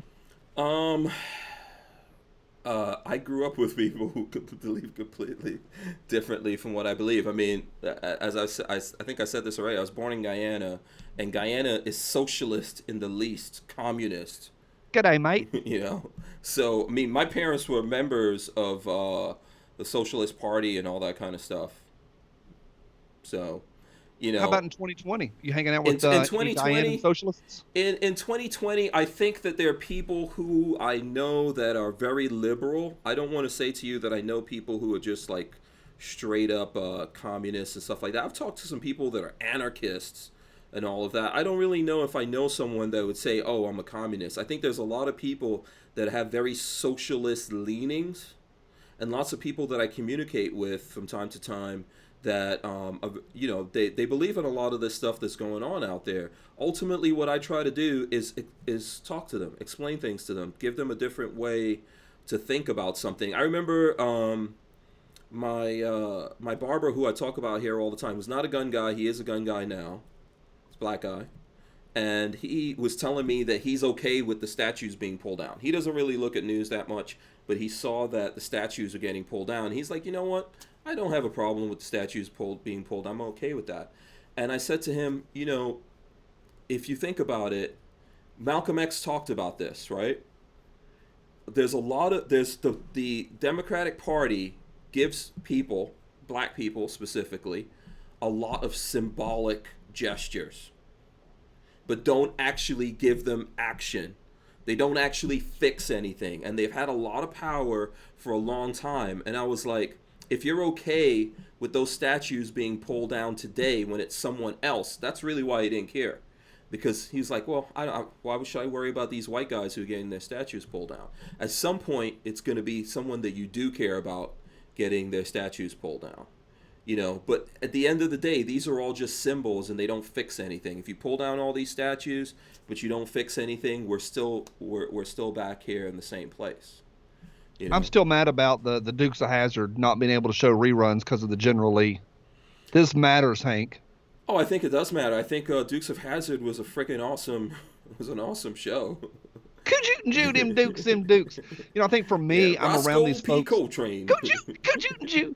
I think one of the things for me is I'm on the college campus so often. I'm around people that are academics, and the academics, of course, are going to lean socialist. But theirs are less of burning cars in the street. It's more of an academic belief. But I have lunch every Friday. I have lunch with a Biden supporter. I'm having it tomorrow at 11 a.m. Yeah, every Friday I eat lunch with a buddy who is a flaming liberal, and he is going to vote for Biden. And that makes me just want to sniff my lunch just a little bit more. Oh, okay. And what do you guys talk politics, or do you avoid the politics subject when you're hanging out? We do. We talk politics for years, and we've had some tough conversations. We had one where I got up and walked out of a Mexican restaurant years ago. But again, we agree on a lot more than we disagree on. And what's interesting to me and learning from him is these folks don't believe it. Like, they don't know that Joe Biden sniffs children. That's not some right-wing redneck pro-Trump train 2020 redneck. That is verifiable, and it was a laughable inside joke in D.C. for 20-something years. They have joked about that on camera, about this dude and his problem with children. Now, I saw a thing the other day, and I don't want to go full on Biden versus Trump because I'm fed up with all of it. But I saw a thing the other day. See what you think about this. You may have seen this meme. It said, ask a Biden supporter why they're voting for Biden, and they can't mention Trump. What a great conversation starter. Let's only talk about one candidate. Let's spend 20 minutes talking. No, we're not doing it, but let's spend 20 minutes at lunch talking about Biden, what he believes, what he stands for, and don't mention the right. That's a great conversation starter. Makes me want to go sniff my dinner. Yeah, absolutely. Let me get this comment in. Shooting Gallery NE gave us $5. He says, one of my best friends is a very left-leaning person. He likes guns, but has a lot of values aimed towards socialism. We're still best friends. Shooting Gallery New England is a bro. He is running a great channel up there. He's a YouTuber, and he has very poor taste in guns. You want to talk about the pores. People like to joke about the pores. That dude has got some cheap guns. That dude is all about the Jimenez. Yeah. And I just We've think, had him get on the his show. channel. We've had him on the show. Yeah, you're gonna be talking about Jimenez. Sorry, brother. Sorry about your bad taste in guns.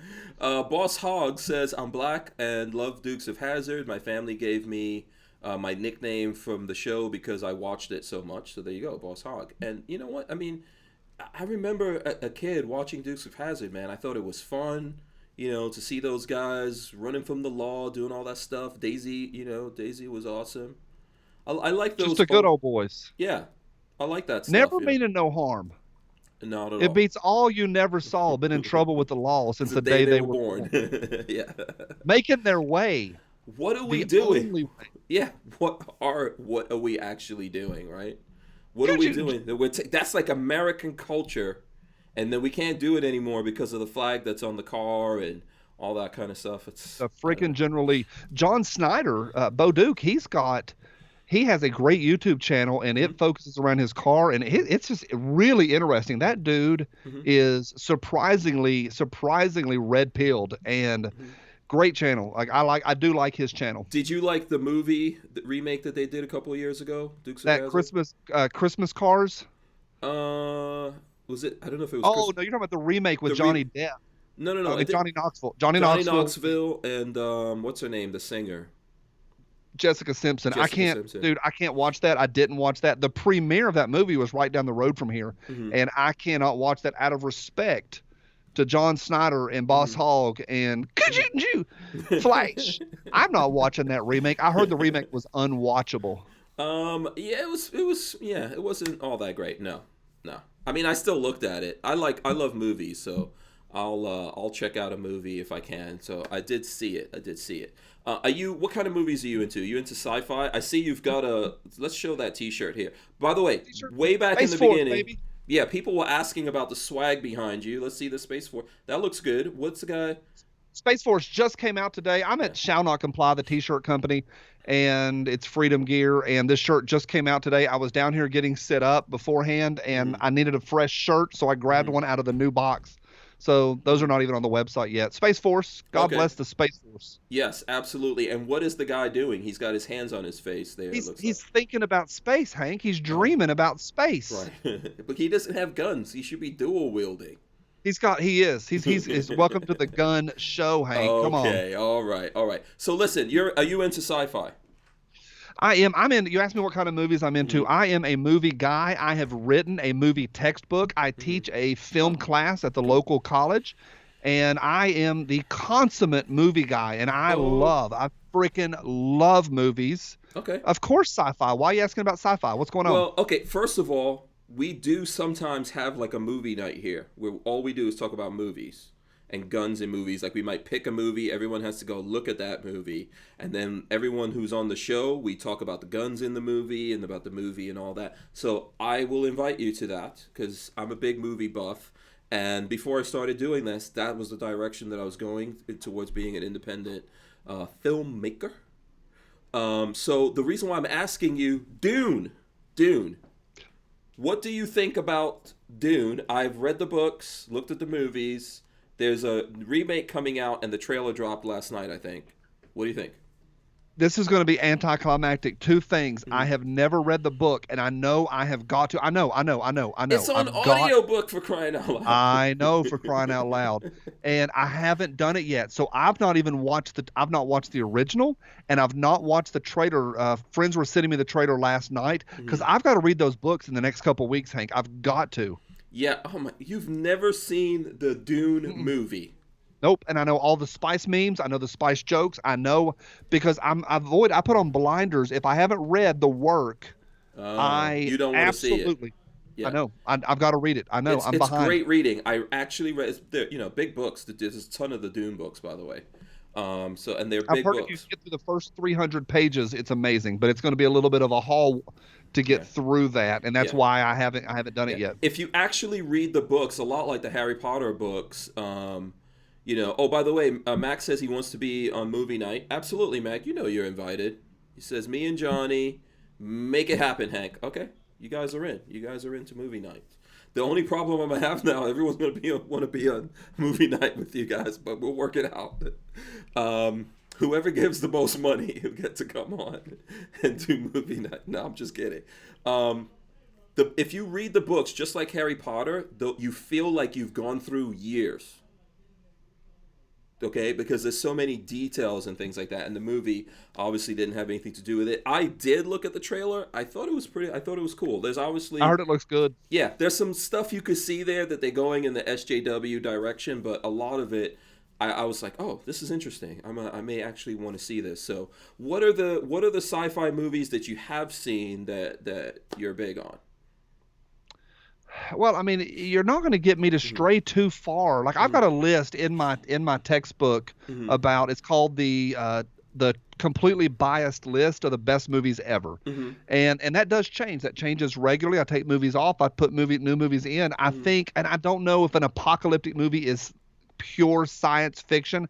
I thought the new Mad Max Fury Road, a few years ago was perfection. Now it's the whole thing and all that stuff. Sure, but still a great movie.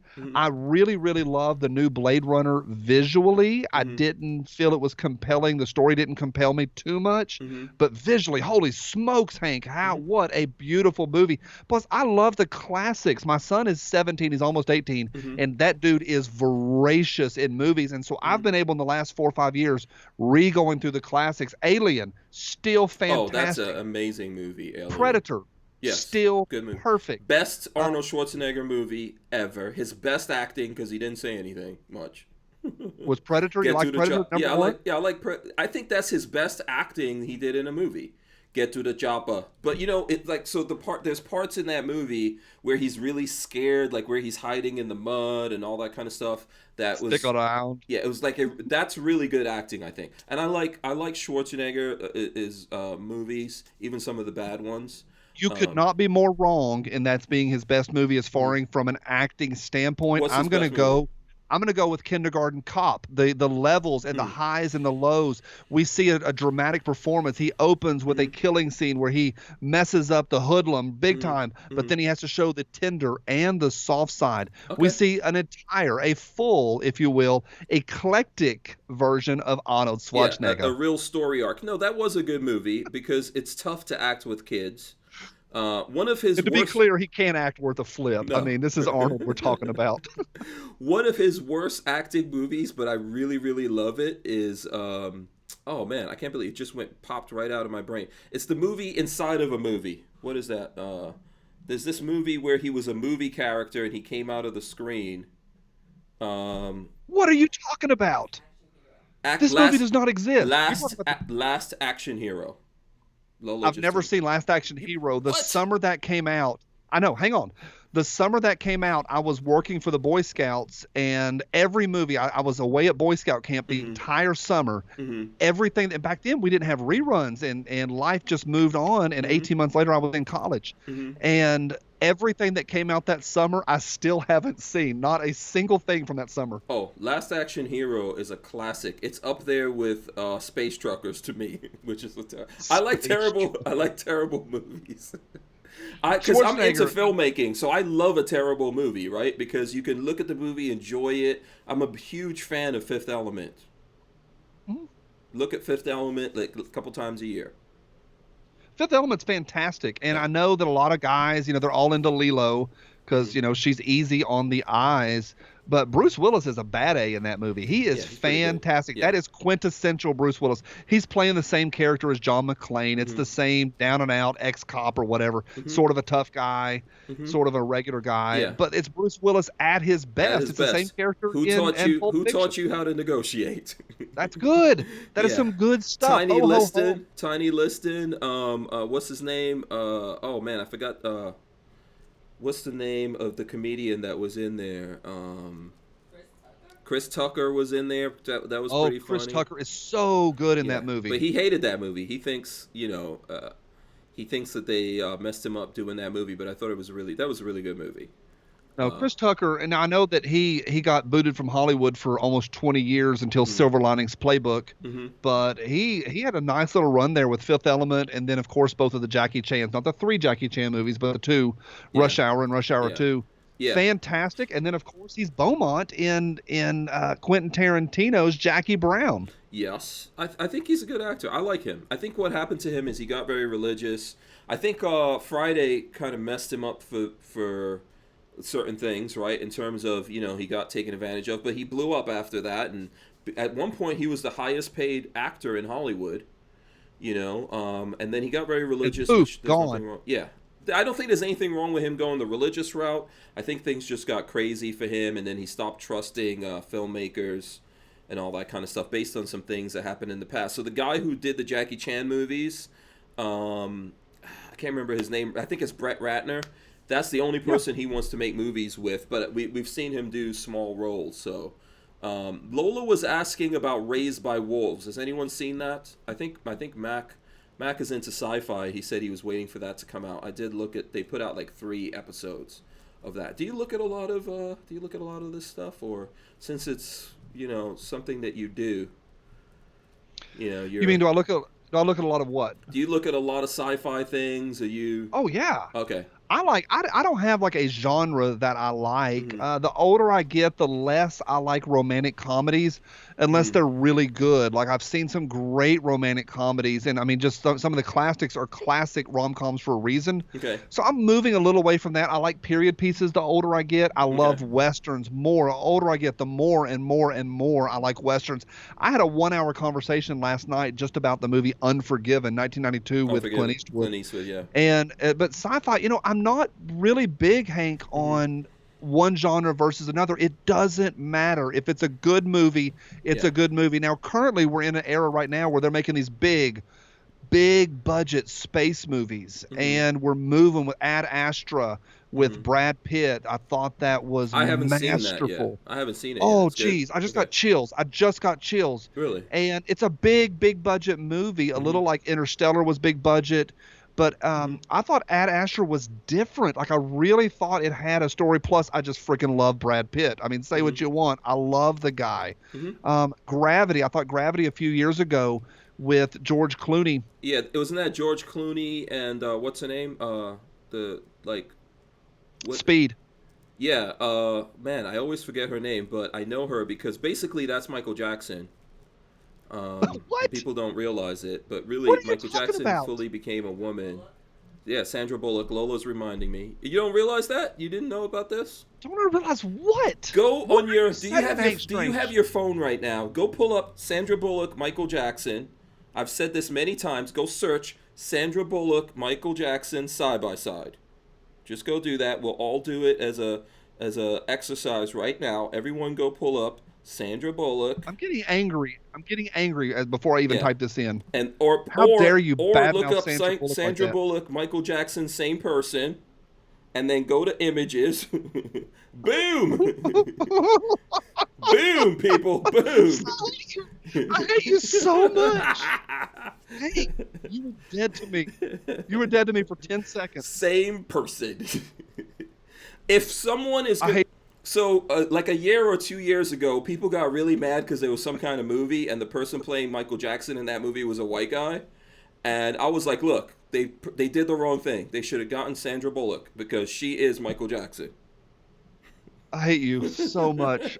You've messed Sandra Bullock up for life for me. You're welcome. My age, Sandra Bullock. You are welcome, sir. She was in Gravity. She was fantastic in that movie. It was good. Interstellar, another good one. Absolutely solid. You would like Raised by Wolves. Max asking if it's out yet. Yes, they've got about 3 episodes that are out for Raised by Wolves, and it's actually pretty good. If you have the HBO app. Okay, so let's go from sci-fi. What's your favorite rom-com? I like rom-coms, but I don't like to look at them with Lola. so much. Sometimes I do. But the more chick flicky ones, I definitely don't look at them with Lola. I look at it when I'm alone because I don't want Lola to see me looking at a genuine chick flick. So I'll just look at that on my own. But what's your favorite? You go first. Rom-coms. Let me see. What's my favorite? My favorite rom-com. Well, and it's hard to say favorite. And I shouldn't even have said that. I don't like saying put people in one. There's a lot. I mean, I really like Coming to America. That's a classic American movie. I think we could say that's a rom-com, kind of. But I don't know. If I'm gonna go with My Big Fat Greek Wedding. I thought that was low budget. I thought it was original. Okay. And I think it holds up very well. My Big Fat Greek Wedding.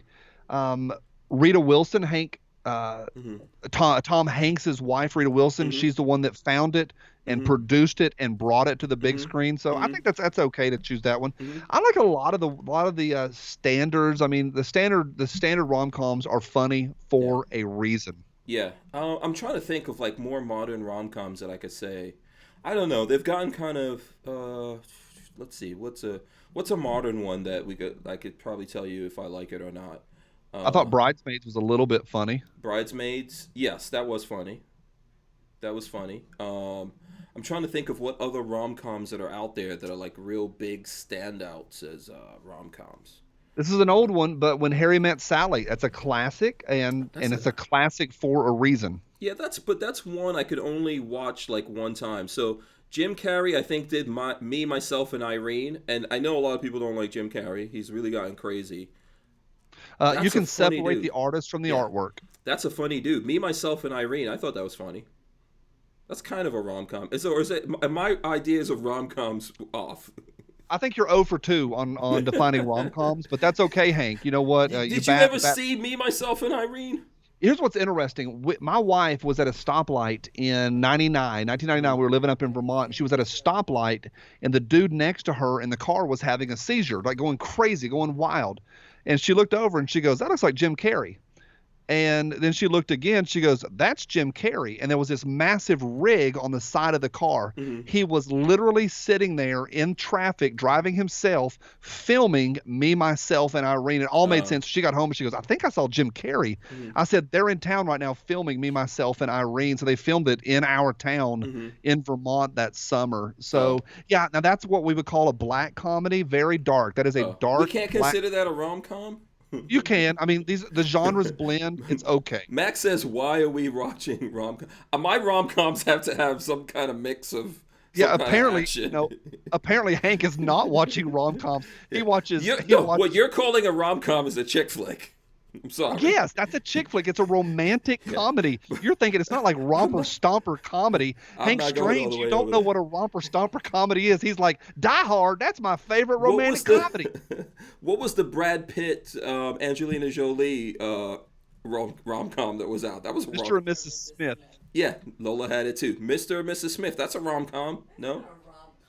What is wrong with you people? You're 0 for 3, Hank. 0 for 3. All right, next genre. Hit me with the Westerns, Hank. Where you at? Hold on. Military Arms Shadow says Fatal Attraction. Is that a rom-com? According to Hank, yes. Yeah. Okay, Westerns. I was just looking at Cowboys and Aliens.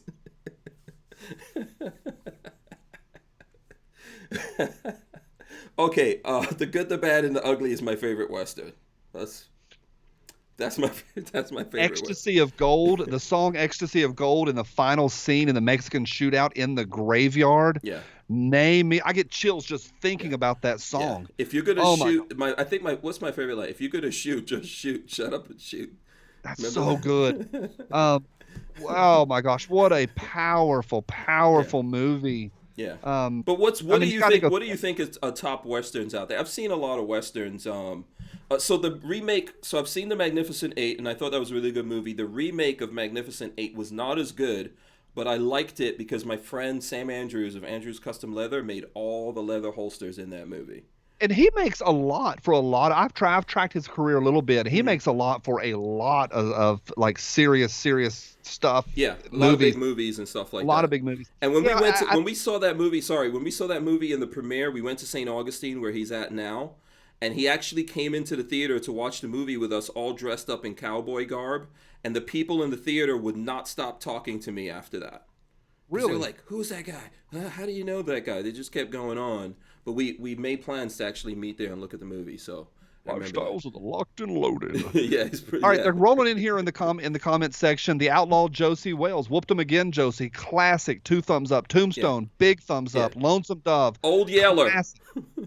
Old Yeller. Silverado, absolutely an excellent. The opening 5 minutes of Silverado is perfection, film perfection. Silverado, ooh, I got chills. Yeah. Pale Rider couldn't be better. Preacher, oh, so good. Special Butch K. Cassidy, what's that? Special K says 310 to Yuma. I haven't actually seen that. 310 to Yuma, the original is fantastic. The new one I like better. There's not been very many Westerns. The Westerns died in the 80s, like killed off, completely dead. Odors were dead. They've been dead for a while. Yeah. And then 1992, Unforgiven came out, and it was a legit Western. And then nothing happened. Like nothing came out. Then we did the Tombstone and Wild Earp thing. We did those, and those were both fantastic. But nothing happened. And then all of a sudden, we had 310 to Yuma. 310 to Yuma is glorious. Like that movie is. Careful, Rancher. That's Ben Wade you're talking to. Ah, what a good movie. Yeah, I haven't had a chance to see that one yet. It's perfection, Hank. And then somebody mentioned in here just a moment ago, Open Range. Again, Kevin Costner is back, baby. Open Range, Robert Duvall, and Kevin Costner. It's fantastic. It's different. It's a little bit different. Can we get this one from Shooting Gallery NE? He gave us $2. He says Tremors is the best Western. I don't know if he means it's the hotel best Western or the best Western movie, but Tremors is good. We gotta say Tremors is good. Come on now. Well, what's interesting is the idea. Yeah. All the Tremors are fine. Yeah. And what's interesting is what a Western is. Doesn't have to be horses. It doesn't have to be horses and filmed out west. There are modern Westerns being told.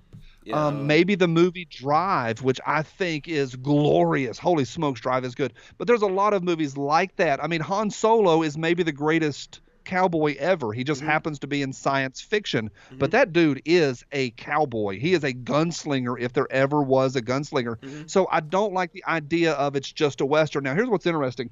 There was a book I read not long ago, huge thumbs up, called The Cowboy and the Cossack. Okay. As in the Russian Cossack or the Cossack, the Cowboy and the Cossack. And in the prequel or the prologue to that, the editor said that most people see Westerns, especially in literature, as some subgenre, a lesser idea, that John Wayne and Clint Eastwood are a lesser style of movie. And I disagree with that. No, I mean, big time disagree with that. And remember that a lot of these Westerns were based on Kurosawa movies as well. I think I like those. Right? Those are all Westerns. Those Kurosawa stuff, those are all Westerns. Yeah. Let's see what's going on here. Strange Hornet says, and I'm just saying his name because he's got Strange in it. Everyone in here, if you want me to say your name, put Strange. No, I'm just don't start that. He says, I know The Quick and the Dead doesn't really count, but it was fun. I thought it was a good movie. Why doesn't that count? I mean, it's made for a mass audience. It's not made for a Western audience. They've got like modern stuff in it. It's a little more steampunk, but I think Russell Crowe is really good in it. You've got a very hot who in that. And you've also got Gene Hackman. Name me a bad Gene. Who are we talking about? Are we talking about Stone? Sharon? No, was it? Yeah, Sharon Stone. Yeah. Sharon Stone, yeah, and her legs are in there, and a young Leonardo DiCaprio. Yes, very young DiCaprio. You cannot name me a bad Gene Hackman movie, and that dude, he retired on top. He's out. He's gone. Yeah, Gene Hackman was good, especially as a bad guy. Like, you can listen. If I had to choose, if I was an actor. By the way, my older son is into acting. If I had to be an actor, I would go for the bad guy roles. Those are that's where you really get your acting chops in. Anyone who could play a good bad guy is a good actor. I fully agree with that. And then, speaking of Gene Hackman in Westerns, his role as Little Bill Daggett in 1992's Unforgiven, directed by Clint Eastwood, he won the Academy Award. Now, I'm not big on the Oscars. They get it wrong more than they get it right. However, it's still cool. He won his Oscar for playing an anti-hero, truly a bad guy. Yeah. Did you see that? Did you see? I'm sorry. Did you see that the Oscars now, they have all these requirements in order for you even to be considered for an done. Oscar that you have to have Oscars are so many black people, so many Latinos. You have to have this many people in this role or that role. But you could be exempt from that if you have an intern program that hires this people. That's crazy. And also, black movies don't have to hire any white people at all, so that you can do a black movie or a black comedy, Wow. and not have to hire any white people at all. Yeah. They are done. Stick a fork in the Oscars. We had a good run. They had a good 75 years. Done. They're done. They've been done. So did you want to get Mac's comment here? Waterworld, best movie ever, changed my mind. No, that's not the right comment. Mac said this. He said IG-88 is a gunslinger, not Solo. Mac, go sit in the corner and think about what you said. Solo is a gunslinger, not the new Solo. We're talking about Han Solo, as in Harrison Ford, 1977, the first movie I remember seeing in the theater. Oh. I remember it. I remember that was your first watching movie? Yeah. First movie I remember seeing. Yeah, I remember the garbage compactor scene. Yeah, so that was my, I think that was somewhere in my second or third movie, but my first movie I ever saw outside, so like being born in Guyana, there's a lot of Indian people there, so my first movies, I remember my parents taking me to Indian movies. But I have no idea. Bollywood, baby. Yeah, I have no idea what was happening. But when when that movie came out, we were living in England. I remember that. That was my first time going to a movie theater, like a real, like what we all, when we think movie theater, consider a movie theater. And yeah, it was like I went to another world. It was like I went into a portal and went to this other world, and I never wanted it to end since that. You know, I'm telling you, Hank, I mean, I get chills. Like, people find out I'm a film professor and they're like, oh my God, That's you must awesome. be into like French New Wave movies. No, I'm not a French New Wave. I'm into watching Pulp Fiction on repeat. I went in a few summers ago to watch Christopher Nolan's movie, Inception. Inception? Inception. Yeah. Mm-hmm. And I walked out of Inception and I bumped in the dude that was sweeping. I bumped into him because I had my shirt over my eyes in tears. I cried leaving Inception, and people are like, why? The ending wasn't sad. No.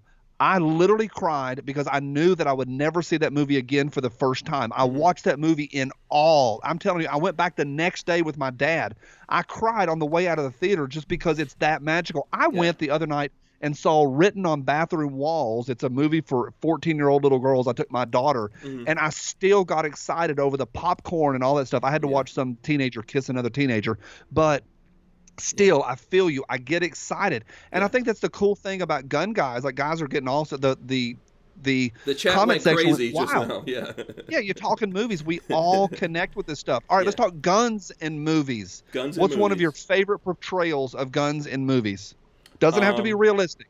I like Heat. Heat is one of the most realistic gun movies ever made.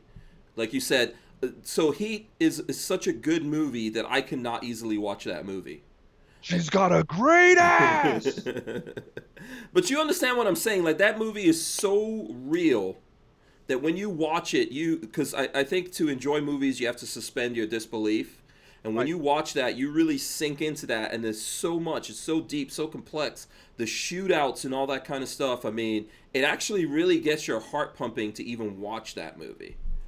And it's technically perfect. I know that they show that that tactical reload that they do, that Val Kilmer does on the street and when they're moving. And I don't know all this technical stuff. I never served in the military. I don't know anything cool. But they did a lot of freaking training for that movie, by the way.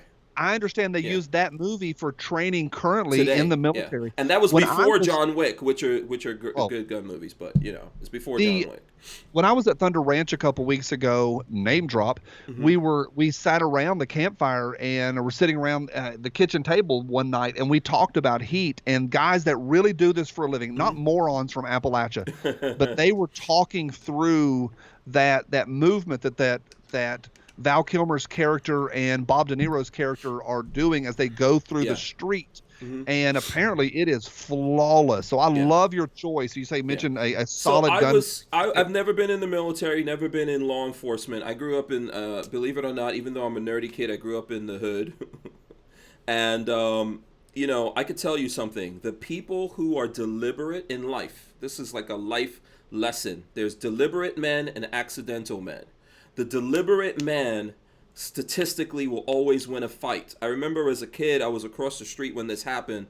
In the 80s, there was a shootout And I grew up in Far Rockaway, New York, very close to the beach. And there was a shootout the police officer had with this drug dealer, and he had a revolver, and he went down to reload, and the guy had an automatic and literally walked up to him and put a bullet in his head. Right. I remember being across the street from that and seeing all the cops come in, and it was a big thing on the news. The deliberate man, statistically, is always going to win fights. So even that Kyle Rittenhouse thing, I'm sorry, that kid had something, because he was very deliberate. Now, I don't know, it could all be accidental, but what that kid went through and what he technically did is very close to textbook.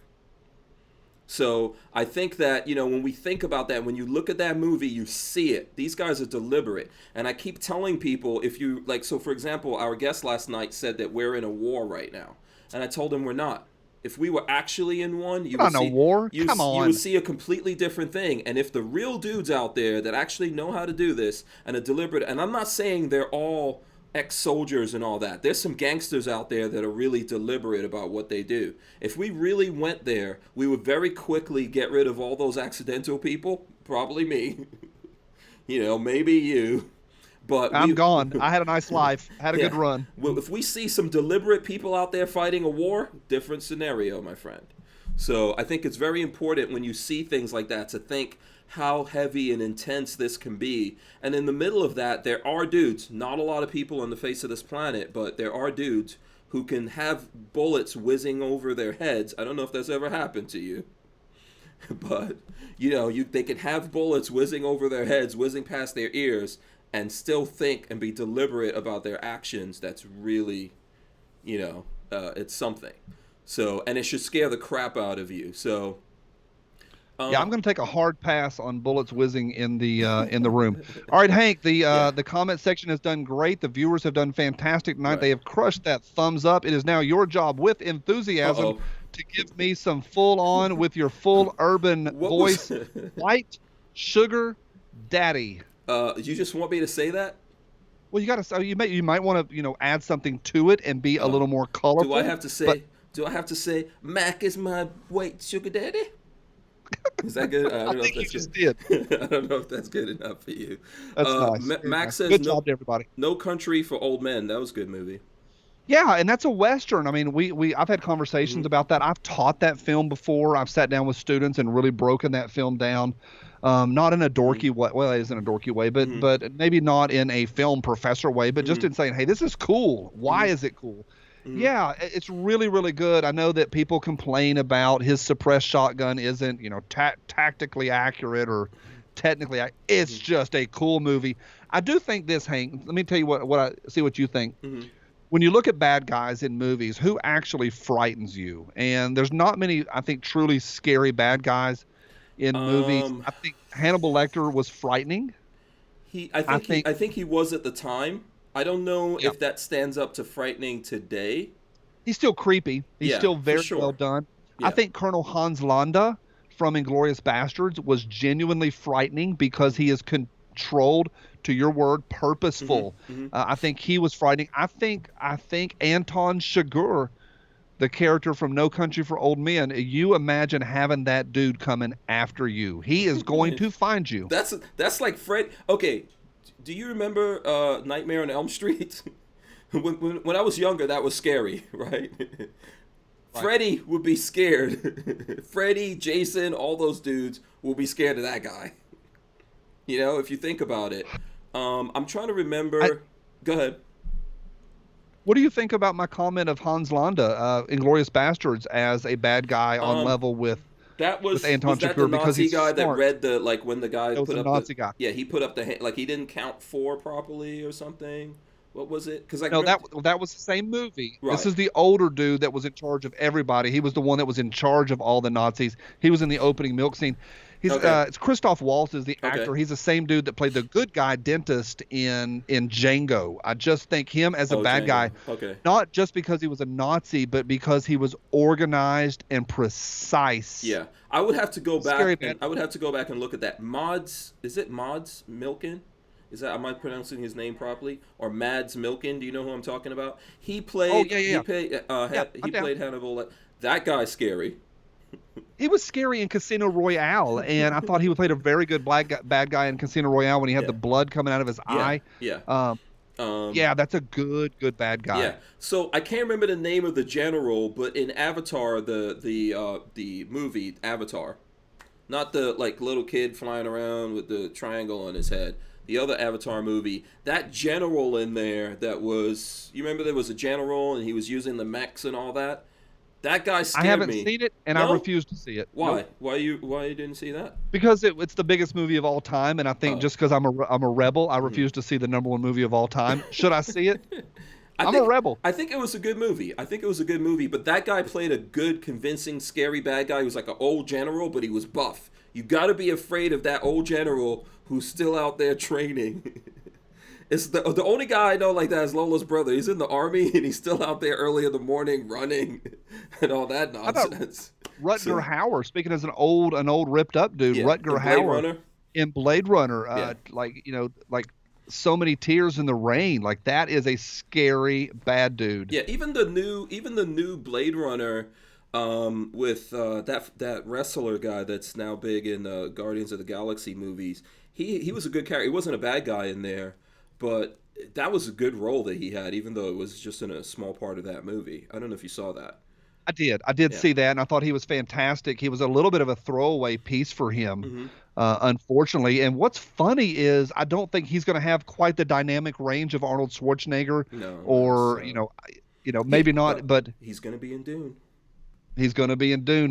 And I think what's interesting is he is hilarious in Guardians of the Galaxy. Yes.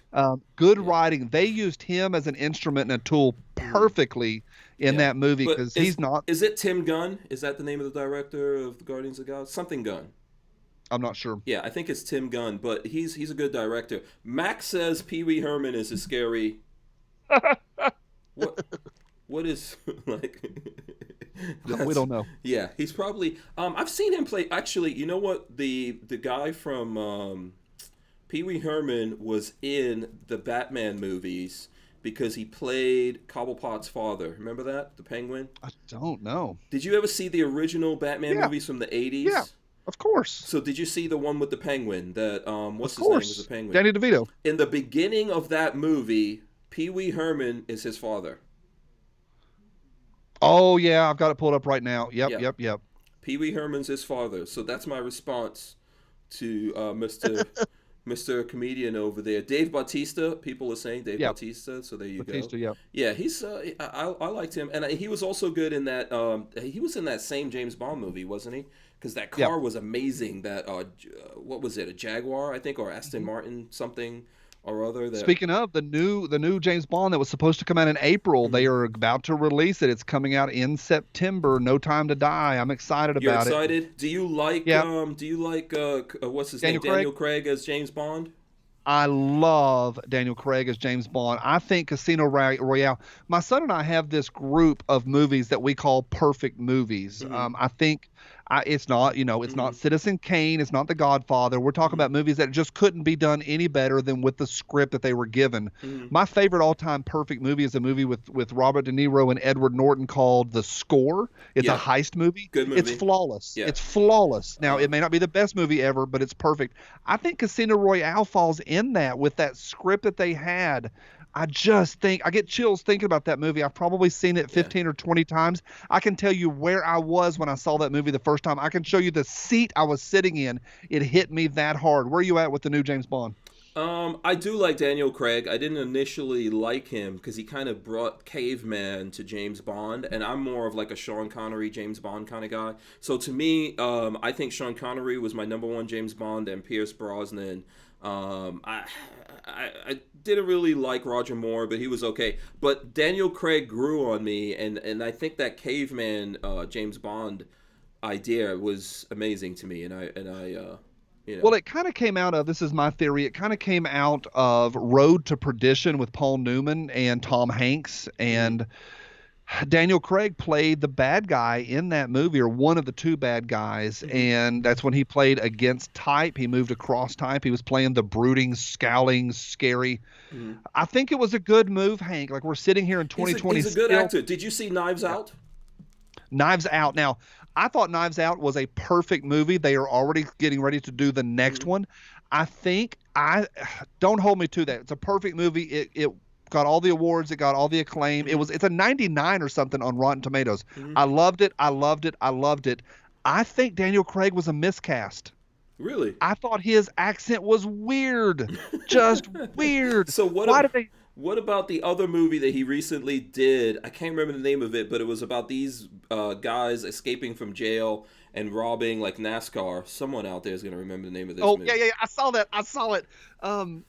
That movie. Lucky something, I liked Lola him says. in that movie. What's it called? I saw something. that. Lucky something. I don't think it's Lucky 7.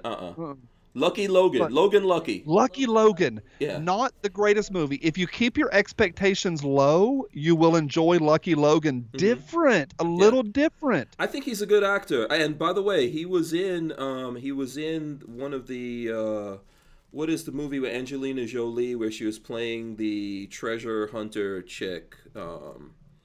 He was in the second one. Yeah, Laura Croft. He was in the second Laura Croft. Daniel Craig. I'm an adult. I didn't see any Laura Croft movies. I'm sorry. Okay, those were actually not bad. They're terrible movies, and they had terrible gun stuff. They had cool guns in there, though.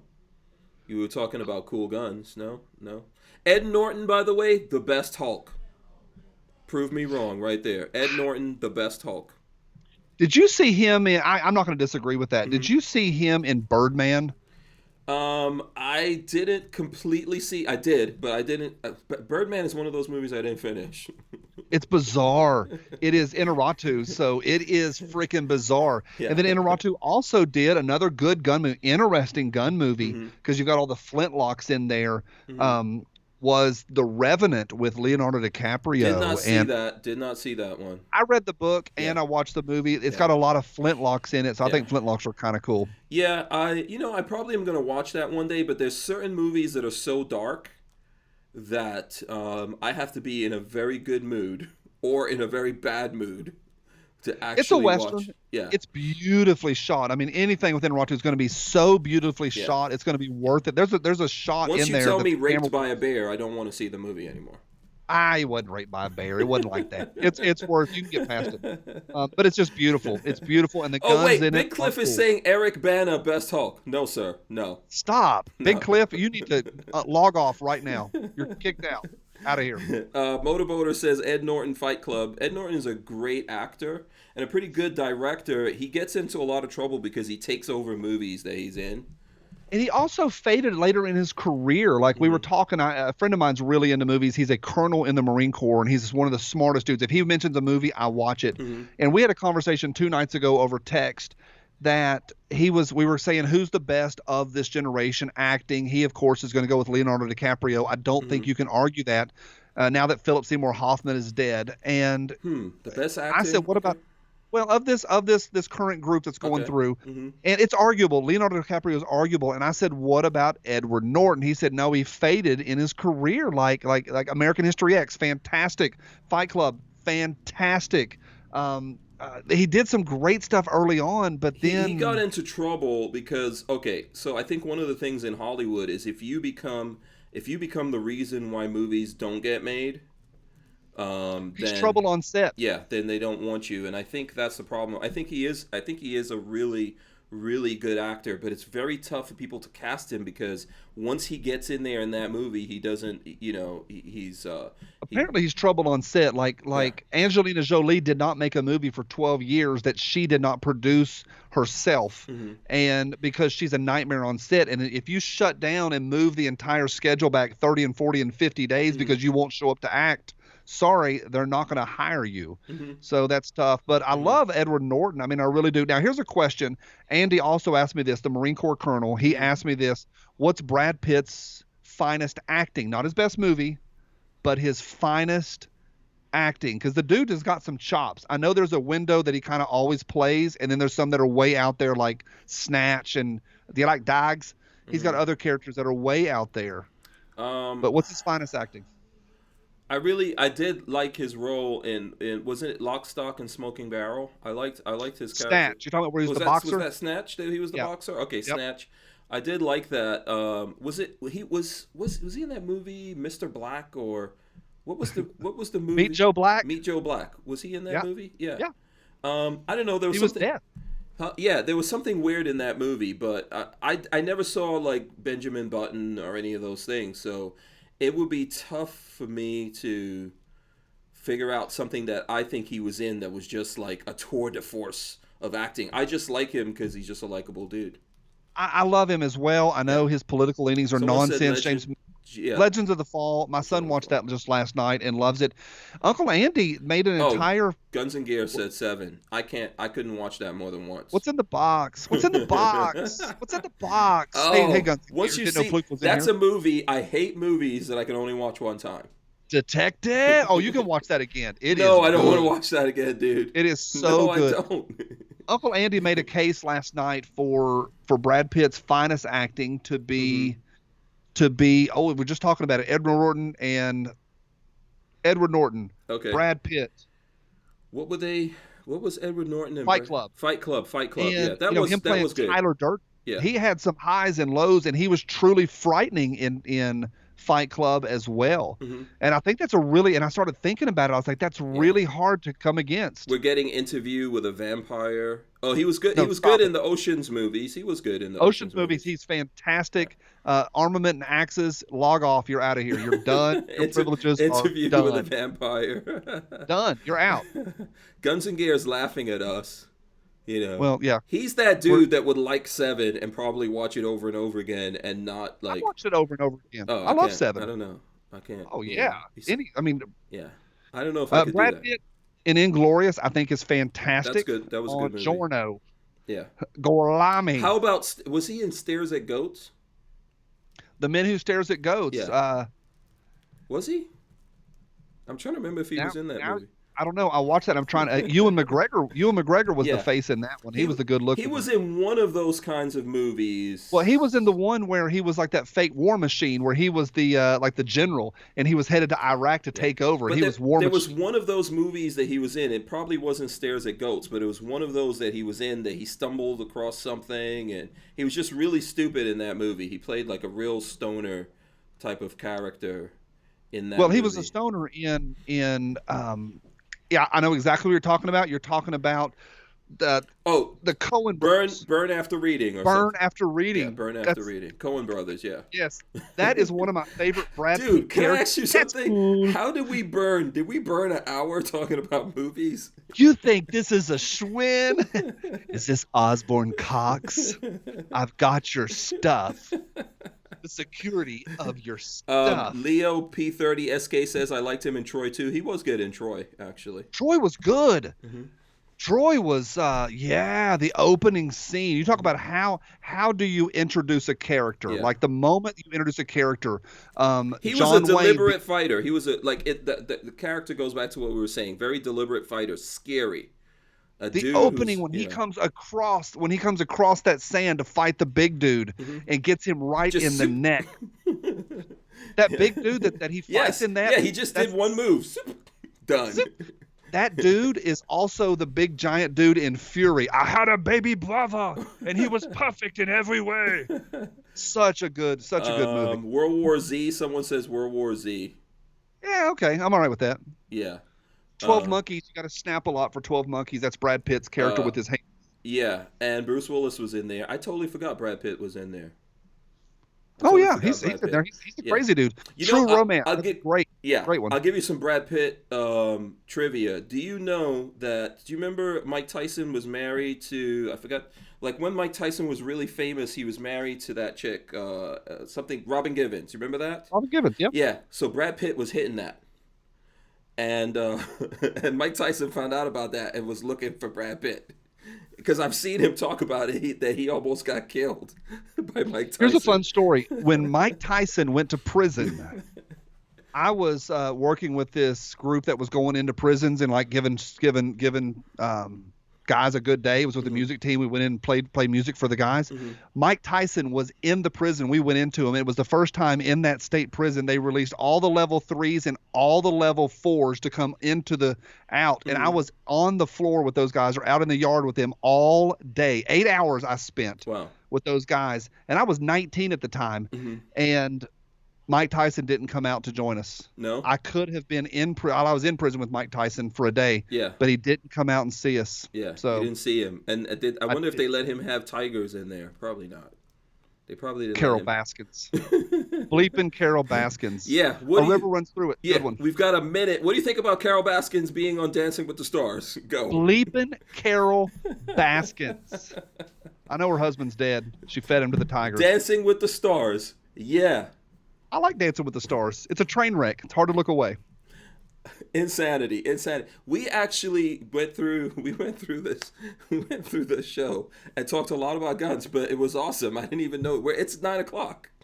We did it. Yeah, I didn't even notice the time going by. But I think that if someone's looking at this, and whether you're a gun guy or not, and you're like, these gun guys just spent all this time talking about movies, we're human beings. We're real people too. Yeah, we're real people. And the folks out there were with us. We didn't lose them. We still got close to 100 people in the chat right now. People have opinions on movies, Hank. Yeah, they do. Yeah, absolutely. Smash the thumbs ups if you love movies. Here's what I want to do since we're coming here to the end of this. Can you tell the folks out there, Johnny B, how can they see you? How can they support you? Want to communicate if they want to get that very cool Space Force t-shirt or any of those other awesome t-shirts behind you there? Best way to find me is on YouTube. Just type in Johnny B. It pops up. Tomorrow is Spicy Friday. I'm going to be looking at all sorts of spicy memes. Yeah. This one is not even available yet, but I'm down at the t-shirt company today here in Tennessee called Shall Not Comply, and it's Rad 2A gear, and shallnotcomply.com. This one should be on the website sometime tomorrow. And people are still trying to get us into this. Gun Doctor TV, shout out to him. He said, "What's the best canceled TV show? I vote Firefly." Yeah, that was a Western also, but that's a great question. The best canceled TV show. Were they canceled or they completed? Like, I think the best TV show of all time is Breaking Bad. It wasn't canceled. It was completed. Yeah, I didn't see that all the way through. Breaking Bad, it's perfect. Yeah. I'm working through Money Heist right now, and it's a Netflix show. It's a Spanish show, Money Heist. Oh, okay. I'm on season 2 of that. It's some of the worst guns. Their guns, they are making them physically move to shoot them, and it's hilarious. But the actual... That's how you play cowboys and Indians. That's why we mess up as guys when we're shooting. We flinch. Because we used to go pew, pew, pew, pew, like that. Pew, pew. I vote for Briscoe County Jr. I'm okay with that. That's my vote. Okay, listen, we're going to have to end this. Otherwise, we'll go for another hour. We can't do it. Tomorrow, we do have Military Arms Channel, as well as Roy from Barnauls, as well as my friend Walter from Safety Harbor Firearms joining us. You've got 30 more episodes until episode 666. I need you to make that happen on Halloween night. Oh, boy. You need to make this happen. I have to look at that logistically. I don't know how to do it. You're close. You got 30 episodes. You can do it. Yeah, I'll have to somehow look at that. We might have to stop and not do the show until Halloween, or do extra shows or something like that. It'd be worth it, dude. Yeah. It would be worth it in costume. Yeah. So 666 if we get anywhere there, I'll invite you back on. Awesome. I definitely want to tell the folks to smash the thumbs ups, all that kind of stuff. Big shout out to Walther. Stay right there. I'm going to play the end right now. Boom. Make sure you guys smash those thumbs ups, ring the bell so you can be notified every time we go live. And we're going to rip out the audio and put it up on iTunes and all the other places that you guys get your audio podcasts from. Folks are listening to us around the world. I appreciate all those people. We got like a couple of people in Italy, people in Germany, all over the world. There's like one dude in Iran that listens to us. Whoever you are, we appreciate it. Shout out to you. We are out of here. I'm going to give Johnny B the final word. Johnny B, what do you want the folks to know? I know tomorrow's Spicy Friday. What do you want the folks to know out there, my friend? I want people to train, to practice, to be mindful and purposeful how you live. This country is worth saving. Let's go back to the Constitution and go back to what this country was founded on. Good, solid beliefs, and let's train. Let's be purposeful, be safe. Get to the range this weekend. Amen, brother. We're out of here. Thanks so much, man. Really appreciate you coming by. And everyone else, we're out. See ya. Peace.